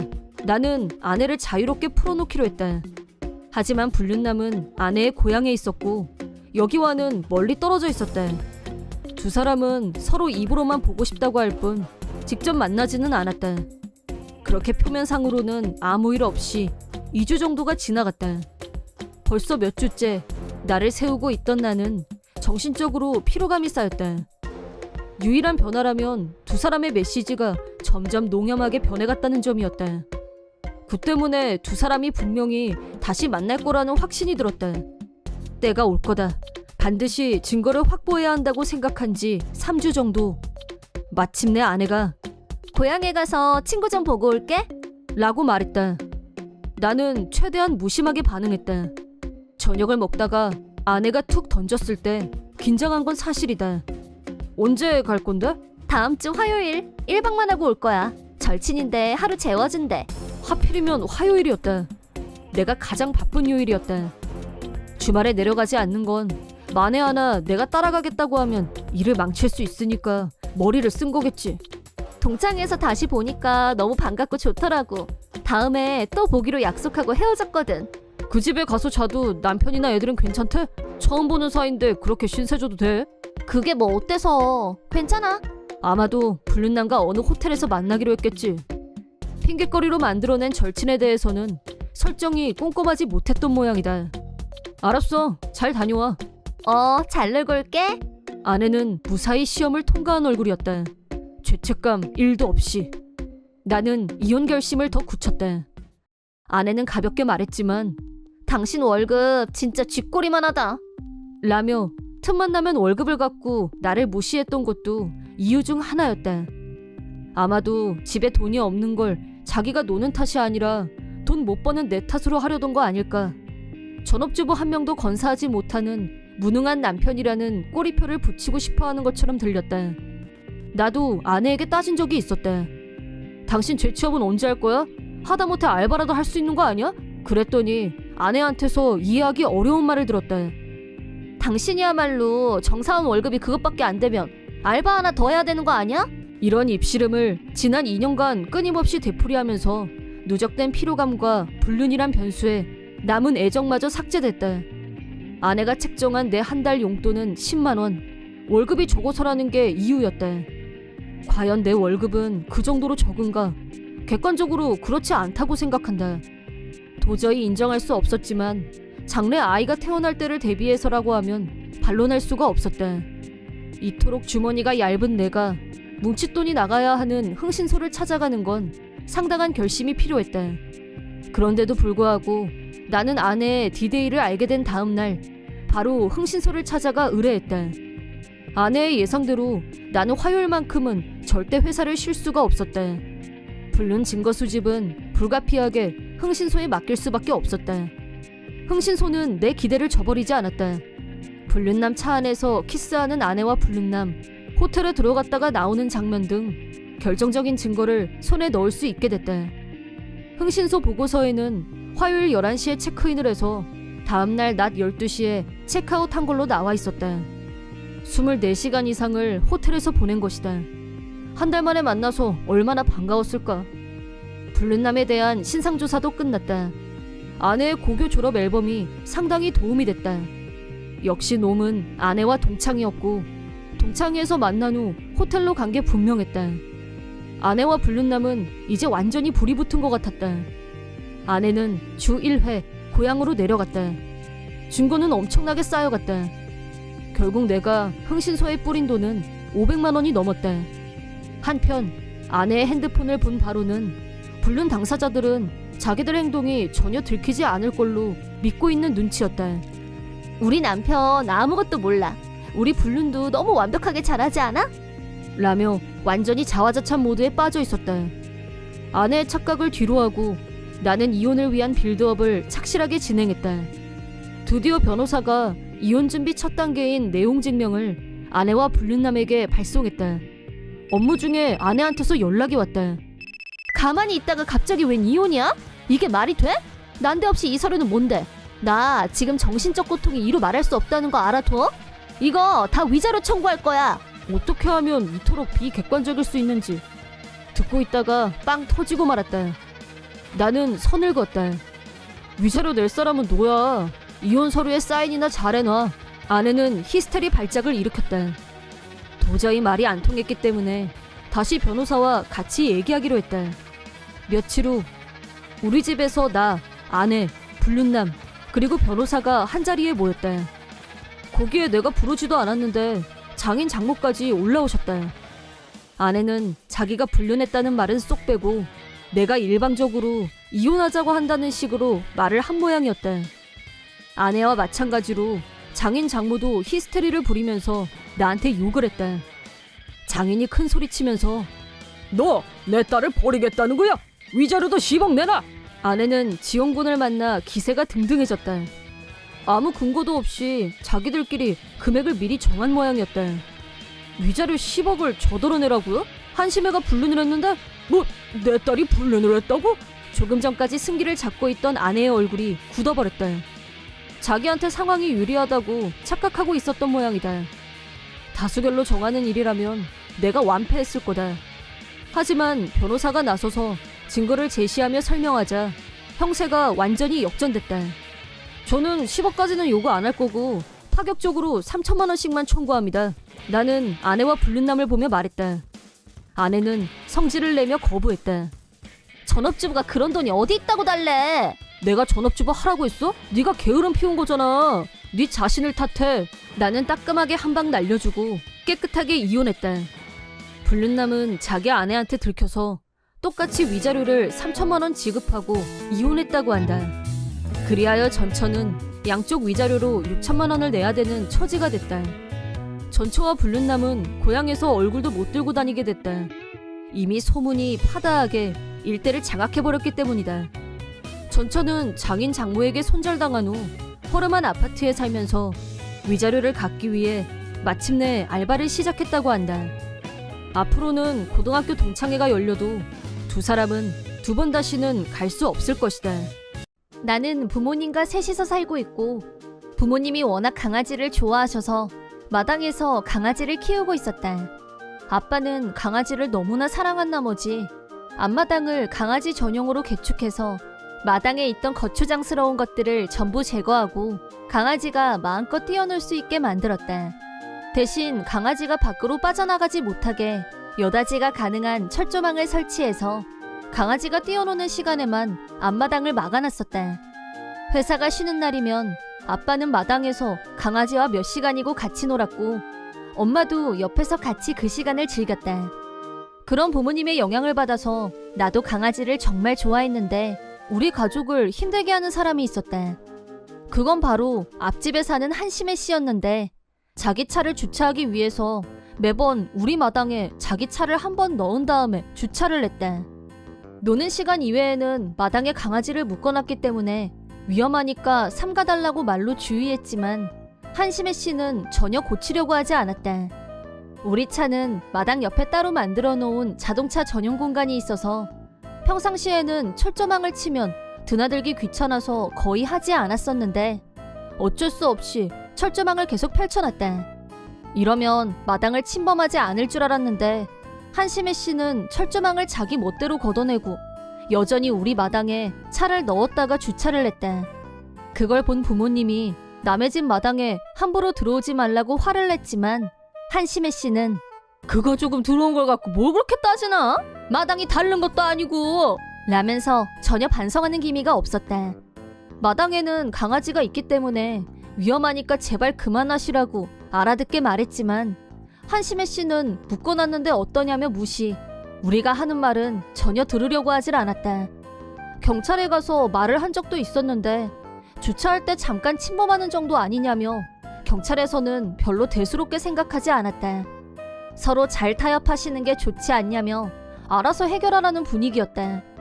어떻게 하면 좋을까 고민하는 와중에도 한심해 씨는 여전히 우리 마당을 주차 확장 공간으로 쓰고 있었고 그러다 악몽 같은 일이 벌어지고 말았다. 그날 나는 휴일 출근을 하게 돼서 일요일이지만 회사에 나와 있었다. 일하고 있는데 집에서 전화가 왔고 엄마가 전화기를 붙잡고 울면서 포치가 라며 계속 울기만 했다. 무슨 일이냐고 아무리 물어도 엄마는 울기만 할 뿐 말을 잇지 못했다. 걱정이 된 나는 일을 하다 말고 집으로 달려갔다.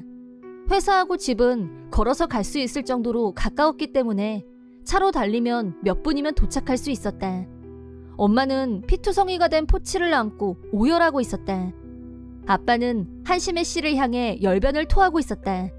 한심해 씨 차에도 혈흔이 묻어 있었다. 한심의 씨 차에 포치가 치였다는 걸 금세 알 수 있었다. 엄마한테 달려갔지만 엄마는 강아지를 부둥켜 안고 우느라 내가 온 줄도 몰랐다. 엄마한테 빨리 병원 가야지. 그대로 안고 얼른 차에 타. 우선 엄마를 정신 차리게 한 후 바로 동물병원으로 달려갔다. 다행히 아직 포치를 구할 가능성은 있었지만 수술 전 의사는 살아날 확률이 반반이라고 했다. 엄마는 완전히 무너져 내렸고 나도 절망감으로 눈앞이 캄캄했다. 수술을 마친 포치는 입원했고 엄마와 나는 포치를 잘 부탁드린다는 인사를 하고 집으로 왔다. 우리가 집에 도착하자 아빠는 병원에 가려고 시동을 걸고 있었다. 일단 수술은 잘 마쳤지만 살아날 확률은 반반이라고 하자 아빠는 손으로 눈을 꾹꾹 누르며 눈물을 참았다. 결혼 초 불임 진단을 받은 엄마는 나를 낳기 위해 긴 시간 불임 치료를 받은 끝에 7년 만에 어렵게 나를 낳았다. 둘째 출산을 포기한 엄마와 아빠는 내가 조금 자란 후부터 강아지를 키우기 시작하셨다. 자식처럼 아끼고 사랑하며 함께 지내온 반려견이 목숨이 위험한 상태이다 보니 두 분은 식음을 전폐했다. 냉정을 되찾은 아빠에게 낮에 있었던 일에 대해 물었다. 사고가 일어나기 직전 아빠는 평소와 다름없이 포치를 마당에 풀어놓고 신나게 뛰고 놀고 있었다고 한다. 엄마는 마트에 가고 집에 없었는데 택배가 와서 잠깐 현관 쪽에서 이동했다고 한다. 물건만 받으면 되는 거였고 마당에는 철조망을 쳐놓은 상태였기 때문에 안심하고 택배를 받으러 갔는데 갑자기 비명에 가까운 포치의 울음소리가 들려왔고 서둘러 마당으로 뛰어온 순간 거기에는 한심의 씨가 철조망을 걷지도 않고 마당에 차를 밀고 들어와서 포치를 치고 말았다는 거였다. 때마침 엄마도 마트에서 돌아왔는데 이상한 소리를 듣고 마당으로 달려갔더니 끔찍한 상황이 벌어져 있었다고. 엄마는 포치를 안고 울었고 아빠는 한심의 씨에게 이게 무슨 만행이냐고 소리쳤다. 매번 내가 이걸 손으로 걷어내려니까 좀 귀찮아야 말이지. 어쩌다 한번 이랬는데 하필 걔도 목줄을 풀어놨었네. 이게 내 잘못은 아니지. 그쪽에 철조망 쳐놓고 걔를 풀어놔서 그런 거잖아. 라며 적반하장 뻔뻔하기 그지없는 무개념 막말을 쏟아냈다. 그러고 나서 내가 집에 왔고 엄마와 둘이 포치를 데리고 병원에 간 뒤에도 아빠는 계속 한심의 씨에게 어떻게 책임질 거냐고 따졌다. 좋아요. 그만하죠. 이러면 됐죠? 라면서 10,000원짜리 한 장을 꺼내서 아빠한테 던지면서 한마디 덧붙였다는데 분명히 말해두는데 나도 말이야 당신네 다 늙은 개 한 마리 때문에 차가 더러워졌거든? 세차비 따로 청구할 거니까 그렇게 알아요. 라고 하더니 문을 쾅 닫고 집으로 들어가 버렸다고 한다. 물론 아빠는 경찰을 불렀다. 이번에는 강아지를 차로 치었기 때문에 경찰도 출동했지만 가해자인 한심의 씨는 경찰이 찾아와도 이미 돈도 줬고 합의를 다 본 사안이라고 주장. 경찰하고도 얘기가 안 통했다. 아빠한테 단돈 10,000원짜리 한 장 던져주고서 합의가 다 끝나다니. 나도 부모님도 우라통이 터져서 죽을 지경이었다. 경찰은 허락 없이 마당에 들어온 건 주거 침입죄, 반려견에게 부상을 입힌 건 기물파손죄에 해당하지만 두 가지 모두 무거운 처벌을 받기는 힘들다고 설명했다. 소중한 반려견은 여전히 사경을 헤매고 있고 우리는 기적만 바라고 있는데 아무런 죄책감도 없는 한심의 씨를 용서할 수 없었다. 이런 사태는 분명히 또다시 반복될 게 뻔했기 때문에 우리는 특단적인 조치를 하기로 했다. 아빠는 같은 애견가이자 토목회사를 경영하고 있는 지인분을 집으로 불렀고 마당의 흙을 일정 부분 깊이 파낸 후 그 위에 시트를 깔고 다시 흙으로 위를 덮었다. 모든 준비를 완벽하게 끝내고 철조망도 활짝 열어놓고 맞이한 다음 날 우리가 예상했던 대로 이번 일에 대해 전혀 반성하지 않는 한심의 씨는 마당에 철조망이 없자 마음 놓고 차를 밀고 들어왔을 것이다. 우리가 그 덫에 걸리기만 기다리고 있는 줄도 모르고 갑자기 깍 하는 비명이 들려서 나가봤더니 우리가 파놓은 구멍에 한심의 씨 차가 탄 채로 빠져 있었다. 한심의 씨는 뭐해? 그냥 보고만 있을 거야? 빨리 나 좀 꺼내. 누가 여기에 구멍 팠어? 당신들 때문에 다쳤으니까 위자료 물어내? 내 차도 새 차로 뽑아오고! 라며 광분했다. 잠시 후 한심의 씨는 자기가 직접 구급차를 불러서 병원에 갔고 경찰에 연락해서 일부러 파놓은 구멍에 자기가 빠졌다고 했지만 내가 경찰에 지난번에 반려견이 부상당한 일이 있어서 연못을 만들어서 함부로 차가 못 들어오게 할 생각이었어요. 아직 공사 중이었고요. 그런데 그분이 저희 마당에 또 멋대로 들어왔다가 이렇게 된 거예요. 라고 하자 경찰은 내 말을 충분히 이해했다면서 따지고 보면 불상사가 일어난 지 얼마 되지도 않았는데 똑같은 행위를 반복하고 있는 한심해 씨 쪽의 과실이 더 크다고 볼 수 있다는 말을 덧붙였다. 한심해 씨는 자기는 연못 얘기는 전혀 들은 적이 없다. 당장 위자료 내놔 라며 광분했지만 남의 집 마당에서 공사를 하는데 거기에 차를 몰고 들어간 사람이 잘못이다. 경찰에 신고된 것만 2번째다. 그렇게 해서 경찰에서는 한심해 씨를 상습범으로 취급하게 됐다. 또 구멍에 빠질 때 입은 충격으로 골절이며 목 부상 등으로 몇 달간 꼼짝없이 병원 신세를 지게 됐는데 생각할수록 통쾌했다. 결과적으로 한심해 씨는 전과가 생겼고 우리는 한심해 씨에게 합당한 위자료를 청구했다. 또 애완견이 아닌 반려견이라는 표현을 쓰는 새로운 시대에 이번 만행이 주민들에게 알려지면서 한심해 씨는 동네에서 인간 말종으로 취급받는 신세가 되고 말았다. 퇴원 후 집에 왔지만 눈치를 보며 동네 사람들을 피해 다녀야 했고 우리 집에 위자료를 갚아야 했기 때문에 이사갈 돈도 없었다. 사람들의 차가운 시선을 받으며 이 동네에서 산다는 게 가시방석에 앉은 거나 마찬가지였을 거다. 마침내 본인은 노이로제에 걸렸고 친정 부모님이 남은 위자료를 일시불로 처리한 후 우리한테 몇 번이나 정중하게 사과하고 마무리됐다. 한편 병원에서 생사를 헤매던 우리 포치는 다행히 수의사님이 잘 치료해 주셨고 포치도 열심히 병마와 싸워준 덕분에 무사히 집으로 돌아왔다. 퇴원 후에는 엄마 아빠가 헌신적으로 간병을 하셨고 반년 정도가 지나자 구멍을 없애고 다시 원상복구한 넓은 마당에서 마음껏 뛰어놀 수 있게 됐다. 들리는 소문에 의하면 그 사건 이후 한심해 씨는 사람들 시선을 두려워하다 우울증에 걸렸고 집에서 두문불출 상태라고 하는데 당연히 받아야 할 벌을 받고 있다고 생각한다.